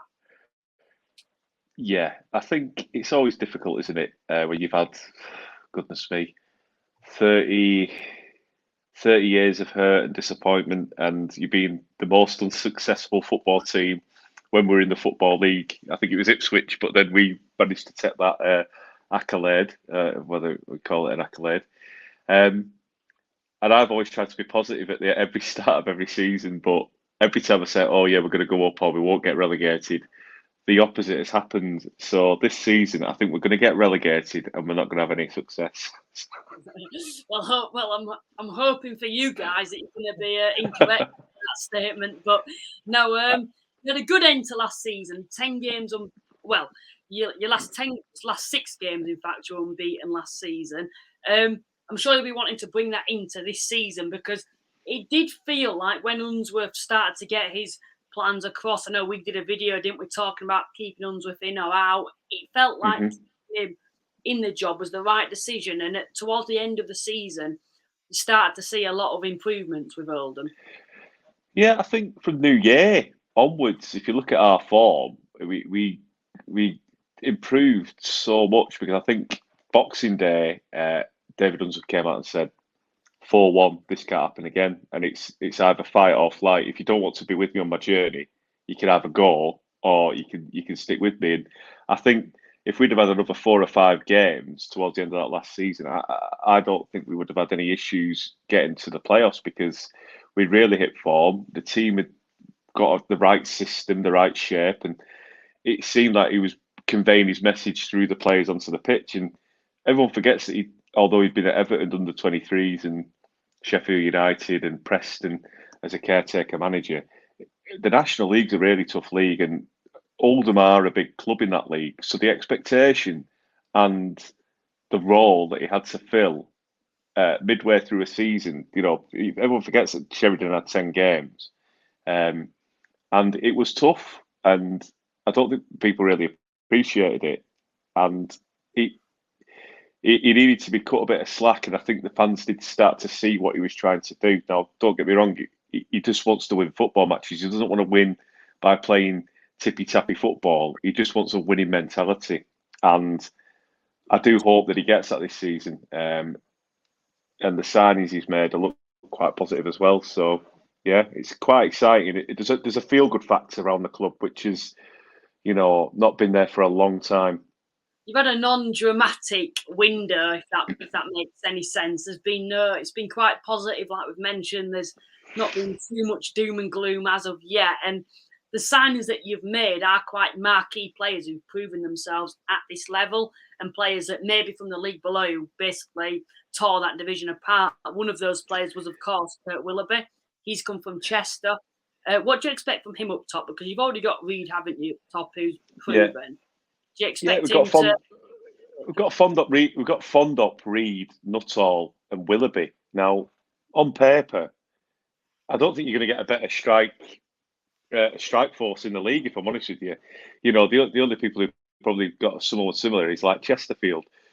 In terms of Willoughby, I'm just going to take you back to Luton. They tried to sign league players when they were down in the National League, and they only had their success when they started signing from teams below or around them. Now, Willoughby, 20 goals in his last season for Chester. He knows where the goal is, and he seems like a good player. Reid is a very good player. I think he was just unlucky with injuries towards the end of last season. Nuttall, I don't think we've seen the best of him. Fondop is just he's mad as a box of frogs, and he on his day he's unplayable. So there's Joe Nuttall who we signed for big money, from Scunthorpe, who can finish on his day. So yeah, I think it's really exciting, and I'm expected to see quite a bit from Kurt Willoughby, and it's going to be quite a different sort of lineup and a few different attacking options which Unsworth has got to his advantage, which is going to be interesting to see. Feels like you've got squad depth this season, and it's not deadwood, if that makes sense. Like there's been a lot of players last season. I know a lot of Oldham fans are like saying to get rid of this load of players. They're not good enough. They're past it. The journeymen. It feels like this season it's a new Oldham.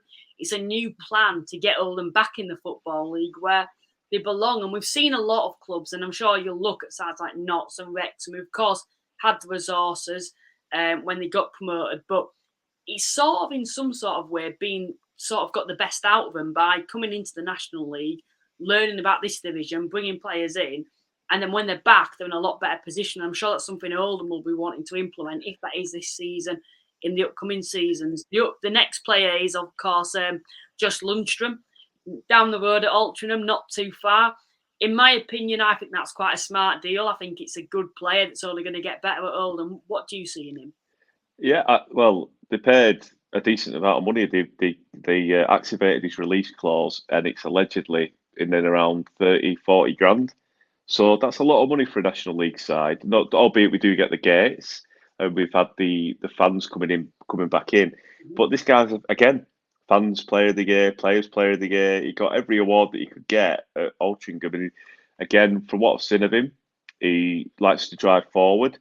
I'd like to see him how he plays with the likes of Sheeran, who we've got in the midfield, and it'd be interesting to see how he develops with Dan Ward from Gateshead, who again is another good player that we've done a good bit of business on. Yeah, it's very exciting to see. It just hopefully he doesn't get injured or anything like that. And yeah, I'm quite excited. But I've seen him in a couple of friendlies. It's always hard in the friendlies to sort of decipher where a player's at, and a lot of fans have been dismayed by, he's not doing this, he's not doing that. These players have got to have time to gel, and I think tonight we've got Chorley. That'll be an interesting game in these conditions tonight. So yeah, I think it's just David Hunter's just trying to get them all together to move them into like sort of gel, ready for the start of the campaign. At Southend, which hopefully there's still rumours that might not happen. So let's just hope that it does. Yeah, Hobson, another player who's signed. I believe he did come from Southend, actually. What are you expecting from him defensively? Yeah, he looks very good. He's going to be a decent part. I don't know if he's going to adopt the three at the back. We lost, unfortunately, Joseph Yarni, who played for Chesterfield previously, and we signed him from an Indian side, I think. It was sad to see him go, but we've got Hobson in again. I think he was fans player of the year last season. He's played consistently well for the likes of Southend, and a lot of fans were really sad to see him go. I think under the circumstances, it wasn't about wages; it was due to the fact he wanted to move back up north because he's from Manchester originally. He played for Burnley. He started off at Burnley Youth United, actually, Fletcher Moss, and then he went to Burnley. So I think it was just a move up north. There's a lot of players that David has signed this season who are pretty much northern based, who've been down south or away from Manchester for quite a while. So he's been very cute on his signings like that, because I think Charlie Raglan, Cheltenham League One, excellent player, really good pedigree, 138 appearances for Cheltenham. Turned down Carlisle. I think he turned down Chesterfield as well, and he's decided to come to Oldham. So it shows that David Unsworth and Steve Thompson, who's head of recruitment, are really pushing the boat out and getting these players to come, because Carlisle are a League One club, and Charlie Raglan turned them down. I don't think it's about the money. I think it's about the ethos. It's about the owner, about the CEO, Darren Royal, where you see the owner filling in potholes and wanting to make this club great again. It just shows that this club's character is coming back from where it used to be as a non-fee paying agent signing these trialists all over France and wherever with a lunatic sporting director to a well-run club with a great infrastructure. And it's about time, because I think the fans deserve it, because I've got an excellent fan base, and it's really nice to see that the royal family and the Rothwells are starting to, put plans in place that should have been put in years ago. And again, it's all good, it's all positive, and hopefully we can reflect that on the pitch with performances and league position this year. So what would you say David Unsworth's philosophy will be this season regarding play style, formation? What are you expecting from Oldham? Is it going to be like a possession style way on the front foot? I think his words were to me, I don't care how we win football matches, but we've just got to win them. I don't care what other teams think of us. I just want us to think about ourselves and not worry about anyone else. It's like the Rox County Wrexham mentality of the last few seasons of we're better than everyone else, but we don't care about anyone else. All we want to do is win. And if we win ugly, we win ugly. If we win pretty, we win pretty. He's not too worried about the league position as long as we're winning football matches and giving a good account of ourselves. I don't think formation is really going to come into it. I think it's just going to be win pretty, win ugly, but at all costs, win a game, and that's it. And he just wants the fans behind that philosophy. And if he does do what he says he's going to do, I think there won't have any complaints. Look at Wrexham; they won in the worst possible ways last season with long throws, set pieces, barging it in the net, from Mullins' backside. Notts County had a bit more finesse, but when it came to it, they knew exactly how to win a football match. You know what I mean? And I think that's what he wants to try and get that into the players' minds this season. So I know you've mentioned I think you're trying to keep it on the down low about your prediction because you don't want to stay positive this season too much. But where would you be expecting Oldham to be? Because a lot of people are putting them high up this season, more than they probably ever have been predicted. Where would you be expecting them and a realistic expectation? Oh, goodness me. My heart says we're going to go up, but my head says I think we're going to get to the playoffs. And I think, but I'm not going to say what's going to happen in the playoffs because I don't want to jinx us. But I think my heart is like we're going to go up automatically, but my head is saying playoffs because it is Oldham Athletic, for goodness sake, and they never make anything easy. Yeah, it's a bit like, well, you look at Chesterfield, and we saw last season Notts and Wrexham were ahead of Chesterfield.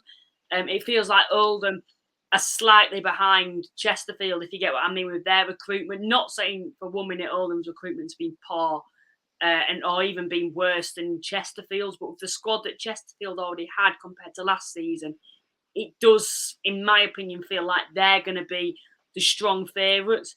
And then you've got your Oldhams, your Hartlepools, your Barnets. I think the team that everyone are ignoring, and mark my words on this, is Eastleigh with the Stuart Donald connection. Yeah. They're signing some good players. He's good about his business very quietly. And I think that Eastleigh are going to be the dark horses this season. Mark my words. I think Chesterfield have really got a volatile fan base, and for good reason, because they're a big club.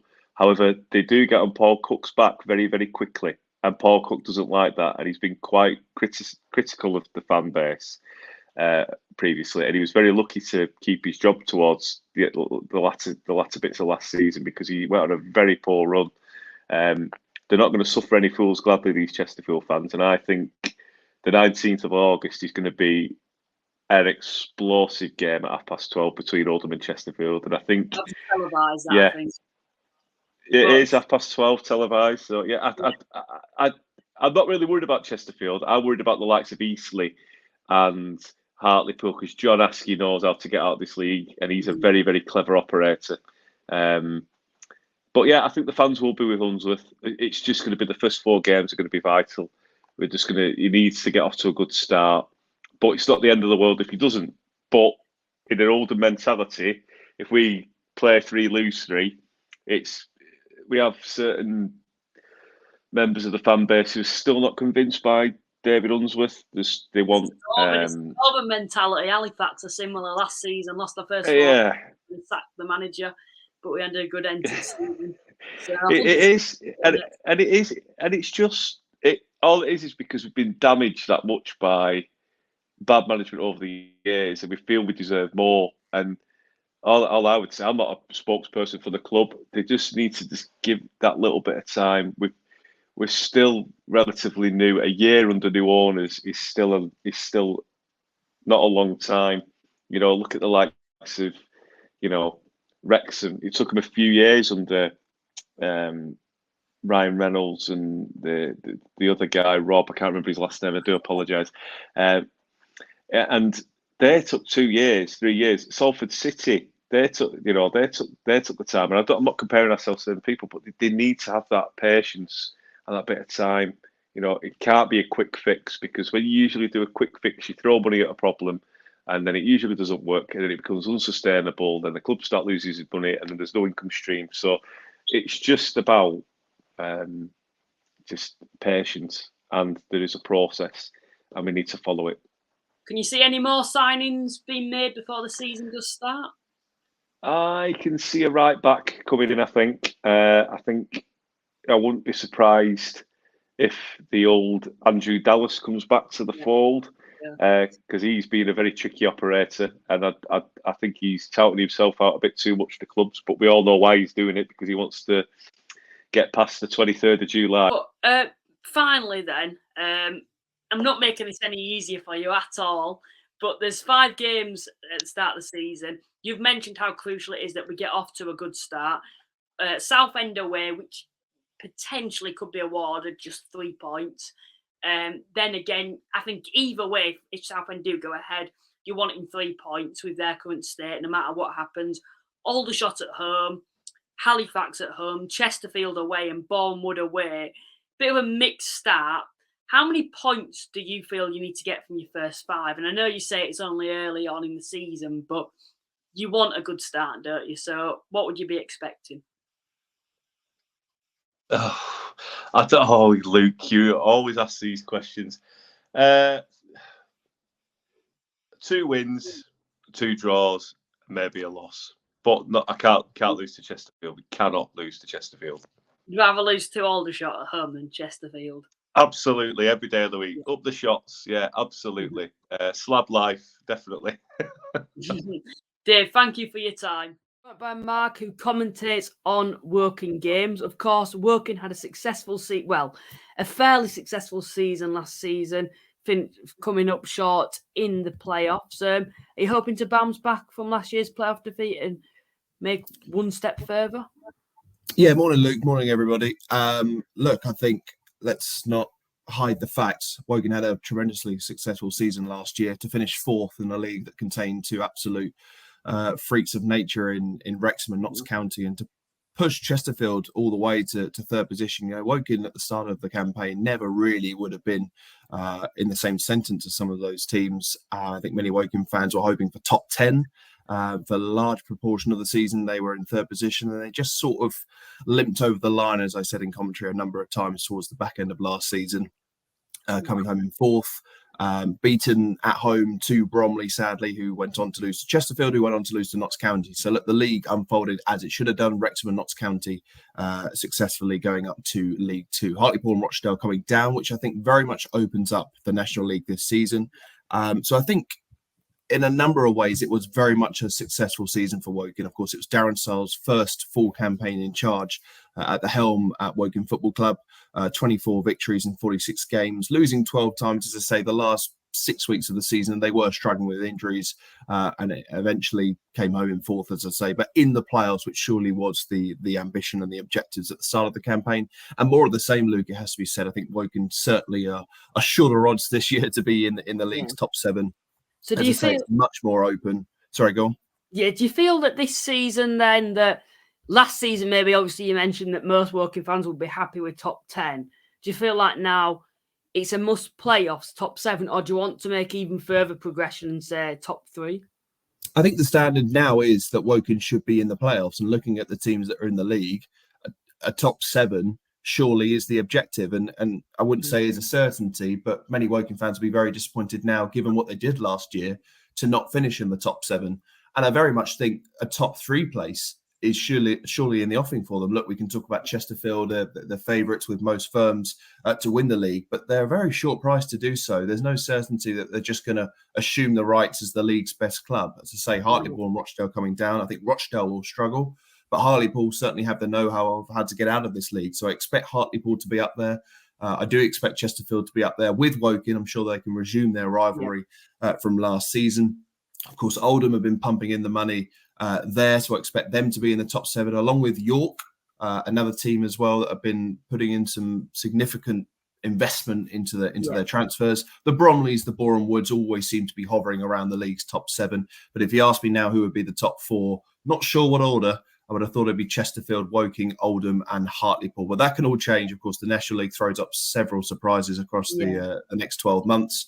As for your side, Halifax, of course, I haven't read too much into Halifax's summer business so far, but the league's wide open, Luke. You know, we could be here sat in December having another chat, and the four teams I've just highlighted are probably mid-table or something ridiculous. But as far as my team goes, Woking, look, they've had a successful summer so far, certainly backing up their efforts on the pitch last season. And as I say, it was a season to remember for Woking fans. Their best finish and best points finish for the best part of 25 years. It felt like it was a long time coming last season, finishing 4th, because you've always wanted to get into the Football League at some stage. You always wanted to get into the playoffs. And what seemed to happen is you'd start the season strong and then you'd start to fall off slightly, where last season you were consistent until probably the last 5 or 6 games. And then you sort of fell off a cliff, if that makes, without being disrespectful. Obviously, losing to Halifax was a massive shock. Bromley as well in the playoffs. You know, you were the strong favourites in that game at home. To lose to Bromley, it was a bit of a surprise. But of course, this season it is a case of going again. It's not like your squad's been torn apart. Of course, players have left. James Daly is one of the big names that's left. But you've sort of strengthened, I think. Do you think you're in a stronger position now than you were 12 months ago with the players that you had? I think so, Luke. Looking back at last year, it was very much a season of firsts. You're right in what you're saying. Since Woking were promoted from the National League South in 2019, that they started the season, the last 3 seasons, really, really strong, and then couldn't sustain that, whether that's injuries or squad depth. You know, everybody has the same trouble, but, you know, the table doesn't lie. The squad wasn't strong enough come the end of the season. Looking at last term, Woking sustained that throughout the campaign and certainly were one of the best teams in the league, as I say, in such a irregular season where you had Wrexham and Notts County breaking records left, right, and centre. You know, the Chesterfields and the Wokens sort of just crept underneath everybody, really. And for Woking to finish 4th, I mean, what a magnificent season that was. And I can't, you know, credit the board and indeed the manager and the squad for their efforts last season. But that's all done now. We need to focus on next season. And you speak about the squad. Of course, James Daly, you highlighted there, was a big blow. It was a shame, but I think was coming with many Woking fans when they saw the list of players that have been offered new contracts. You know, of the 4 or 5, I think 3 of those were within the next week that they'd signed. James Daly was one of those that hadn't. And we were aware of interest in League One and League Two, and eventually he moved on to Harrogate. And our best wishes go to him. Woken's very much a community club. We don't hold grudges against anybody unless they come back and score against us. We wish James Daly all the best. But in terms of strengthening, you know, for starters, keeping the players that they have in most certainly Reece Brown, I'm sure would have attracted interest from League Two and maybe even League One after a fantastic campaign, not just with us, but of course he started last season with Wildston, keeping most of the back line. Woking do have I wouldn't say an aging back line, more of an experienced back line, but they did need some youth to come in, which we'll come to in just a moment. But Rhys Gregor-Cox, another as well, had a tremendous 6 months before he got injured. Another player, Jermaine Anderson, disappeared from January with injury. He's now back training and in the squad, accepting a new deal. But are they better than 12 months ago? You have to say they have to be at the minute. I still think that there are 1 or 2 signings Darren Searle has his eye on to strengthen. We've seen the last 48 hours they've signed Tunji Akinola and Manny Oyeleke, certainly to add some strength to the depth, if you like. They brought in Charlie Wakefield, who Darren Searle knows very well from his time at Yeovil. One interesting thing that Darren Searle did say towards the back end of last year is he's not going to sign relegated players. He doesn't believe that there'll be an addition to his dressing room. Of course, Charlie Wakefield did go down with Yeovil, but he did spend the back end of last season with Woking on loan. I think the other signing we have to highlight, Luke, is Matt Robinson, who knows the club very well indeed. Captain of Dagenham and Redbridge, was there for 7 years, was a Woking player on loan, I think from Luton, of course, now Premier League Luton, back in the 2015-2016 season. But he's a completely different proposition to what he was back then. He certainly offers sort of a number 8, number 10 kind of role now, but his numbers for Dagenham are very, very good. And of course, Dagenham have just probably hit their ceiling in the last couple of years. So he's looking for a new challenge. And he's still only 29. So I wouldn't say his best years are ahead of him, but he should be at his peak now. And Matt Robinson, who has an interesting career off the pitch, actually in a DJ, but hopefully he'll be spinning a few tracks for Woking on the pitch this season. But I have to say he's a fantastic addition. Anybody else? Denner Lewis, again, has been on loan at the club before. In a few years ago, he was on loan from Watford, but he knows the club well and looks to add goals to his game now. He had some good width for Woking, which they're missing, of course, now that James Daly has moved on. And they've got some Football League experience, Luke. They brought in Robbie Wilmot from Cambridge, I think it was, who certainly will add some experience to the midfield. And I mentioned in defence that Scott Cuthbert and Joe McNerney and Luke Wilkinson were the 3 central defenders for Woking last season, all higher than 35, I think they are. Greg Taylor, who is 33, again, another Football League pro, if you like. He did indeed come from Cambridge, I should say.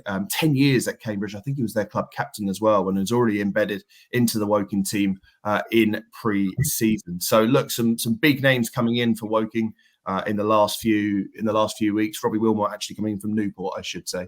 But clubs, that Woking you never thought would be doing business with. So at the minute, Woking have had 2 pre-season games. Sorry to rattle on, but hopefully it should answer all your questions. No, it's good. I've got a full insight into the signing now without having to ask. But no, I have to say with the business that they've done, it is like a step up compared to previous seasons. Like last season, I know everyone were quite impressed with your business. I know Pedro Gamond, I believe he's still at the club. He was starting the previous season. This season, the players that you brought in, Manuel Aleke, I believe it is. I remember him at Chesterfield. Yeah. That first half of the season, not last season, the season before when Stockport won the title, he was one of the standout midfielders. And then boom, a massive injury came across, and then he hasn't really been seen since. And Chesterfield, being such a big club, obviously wanted to add depth. So he was kicked out the team, which is no fault of his own, to be honest. And now he's found himself at Woking. And I'm sure you're hoping, if you can keep him fit, that you've got one of the best midfielders in the league there. Hopefully, you hit the nail on the head there, Luke. He had 2 seasons at Chesterfield, and very much the first of those being one of the highlights. He was actually on loan at Woking before, back in 2015. The interesting thing is he's had, in and around that, 4 spells at Aldershot. So, I think many Woking fans will hopefully know his profile, as I say, from a couple of seasons ago when Stockport won the league, that he is a strong midfielder. He adds great depth to the team. Jim Kellerman, a former Spire that ended up joining Woking as well. So maybe Jim Kellerman had something to do with that as well. But Woking are very, very compact in midfield. They've got a lot of players there that offer a different style and offer a different offensive personality, if you like. So the depth is really good this year. And I think that's something that Darren Searle wanted. He wanted to start the season with a really, really good spine in the team, that if they do need 1 or 2 players throughout the campaign, or probably even more than that by the time we get to May, that he's got a great starting structure. But if he does need 1 or 2 additions this side of Christmas, then that's okay. And usually they come sort of in the final third, don't they?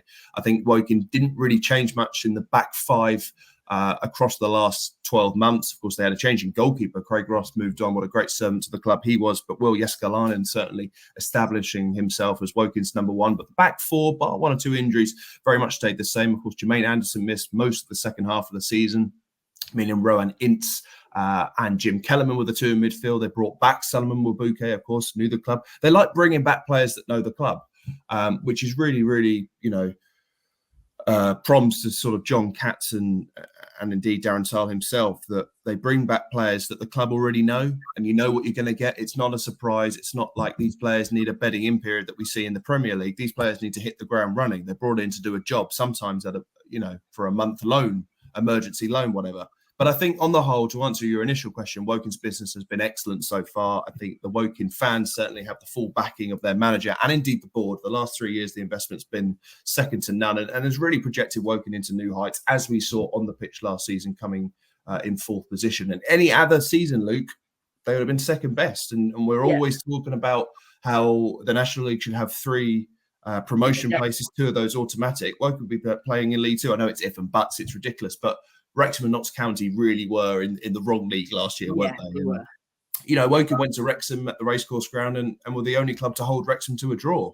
You know, Woking had a fabulous season last year. That's not to be underestimated. And they're certainly a club that's not going to go away, whether they finish in the same placing or whatever else. It's a long, long season. You never know what's going to happen. Injuries, transfers, masses off the pitch. You never know. But we're sat here right now on the cusp of the season beginning in a couple of weeks' time, that Woking should certainly be in the league's top 7. They should be pushing for top 3. It's a wide open league, as we've said. Chesterfield at a very short price, but Woking should be there or thereabouts, Luke. Let's not underestimate them. They've got some great players, some very talented players, and their recruitment so far has been excellent. 1 or 2 more additions I'm expecting in the next couple of weeks, and I'm sure Darren Searle will be heading to Kidderminster away for the first game of the season in a couple of weeks' time, as I mentioned, looking for 3 points and to go better than what they did in the first game of last season when they went up to York. Obviously, all the ambitions and things like that were at an all-time high. Expectations, I should say, were at an all-time high, and they went and lost 2-0 in the opening game of the season. The next 6-7 weeks, they're absolutely fantastic. But let's hope they can get underway with a win on the road once again up at newly promoted Kidderminster. I would say at the moment that Woking side's a top 4 squad, because you've, like I've mentioned, you've kept the majority of the squad together and then just added to it with a lot of experience who players have been proven at this level and higher. You know, the one that stands out to me is Matt Robinson. That's probably my favourite one that you've signed. I just think he had so much experience. I thought he was very good at Dagenham. I'd probably say at this moment in time he's too good for Dagenham, because they don't seem to be going anywhere, Dagenham, at the moment. They're always, every season, they're dropping off further and further away from the playoffs, which is, of course, their aim. But you mentioned that start of the season. And, of course, I would say it's a relatively fairly good start, I think, for Woking. A fair few good fixtures there for you to, as easy as it can be, the National League. I think you've got quite a lot of winnable games there. Tough games, don't get me wrong. Kidderminster away, they're going to be on a high, aren't they? Now they've got promoted. Altrincham have, of course, invested well themselves. Rochdale have been relegated. And then you've got Barnet and Gateshead back-to-back away games. How crucial is it for Woking then, with this new side, that they do start well this season? Of course, like any club, it's important that any team starts well. We saw last year, as I say, beaten on the opening day of the season, but they put in some fine performances and indeed winning results in the weeks after. You mentioned they start away to Kidderminster. They've then got back-to-back home games against Altrincham and Rochdale. Of course, Rochdale, I think, will struggle this year. I think we see a lot of Manchester clubs come down from League Two. Look at Stockport, who, of course, then got relegated again. Oldham, Salford, obviously, have been one of those sort of outliers, if you like, to that stat. But lots of Manchester clubs come down and struggle. And I think Rochdale will be another. Of course, Scunthorpe not a million miles away, but of course now finding life in the National League North, of which they should be nearly a certainty to come up. Anyway, for Woking's results, or fixtures rather, Kidderminster away, tough game to start with. They'll be looking forward to getting to the Laithwaites Community Stadium 2 games in the space of 3 days. I have to say the toughest game of August looks to be Barnet away, of course. Not really too sure of Barnet. They've kept the majority of their squad. I think they've let go of de Havilland to Peterborough. But I haven't really looked too in depth of Barnet so far. A long trip to Gateshead up in the northeast, although they've had some trouble over the last couple of days, haven't they, with friendlies. On bank holiday, they've got Dorking. You just don't know what Dorking are going to offer this year. But you have to say, Luke, until sort of Hartlepool away, which is halfway through September, they're all winnable games for Woking, and we'll really sort of get an understanding of where this side are going to be at after 7 to 8 games. I think many Woking fans, certainly including myself, won't go early this year. There's no getting carried away. If they go and put 6 wins on the board after 6 games, especially Darren Searle will not be getting excited and won't really be looking at the league table. They've got some tough games. Wildston away at the end of September, a trip to York as well. But of course, the one fixture I'm sure Woking fans will be looking forward to is the Chesterfield clash, which I think comes in the end of November. Woking are at home there. I think I'll be doing that one because it's a Tuesday night. Of course, they'll be looking forward to the double header against Aldershot over Christmas. Again, not to say this to spite anybody, but I think Aldershot will struggle this year. Whether they go down, I don't think so. I think you've always got to, are there 4 worse teams than Aldershot? At the minute, I'd say there would be. But it's a long old season. You know, half the managers starting out in 2 weeks' time won't be there come May. But for Woking's fixtures, yeah, good start. Lots of winnable games, and hopefully the fans are behind the project straight away. Long trip away on the first game of the season, but those 2 games at home will really give the home fans sort of an insight of what Darren Styles trying to inject into this team in his second full season as Woking manager. And you know, when he came in, it was all about a 3-year project. Of course, the first, you know, wasn't even half a season. He came in March of 2021 to sort of understand what he wanted come the summer. He had his first full season. Woking came 4th. Would say mission completed for his first full season. Now it's about, right, where can this Woking team go? Can they go further in the playoffs? Can they win the league? Who knows? But it was a disappointing end to last season, as I say. When they got Bromley at home in the first part of the playoffs, you thought, right, they could win this, go up to Chesterfield, anything can happen. Woking's best game on the road last season was indeed at Chesterfield, so it was a little bit underwhelming in the end. Whatever, that's done. Reset, start again, go again. And as I say, with 1 or 2 more additions, I think Woking should be bang there in the National League this year and should be hopefully one of the most exciting teams to watch, because they got an awful lot of credit off opposing fans and indeed managers. I watched plenty of manager interviews after Woking had played their respective teams, and they were always highlighting positivity around Woking's midfield. Real engine room, if you like. They play aggressive football, attacking football. They're always on the front foot. And yeah, they should certainly, Luke, be one of the teams to follow this season.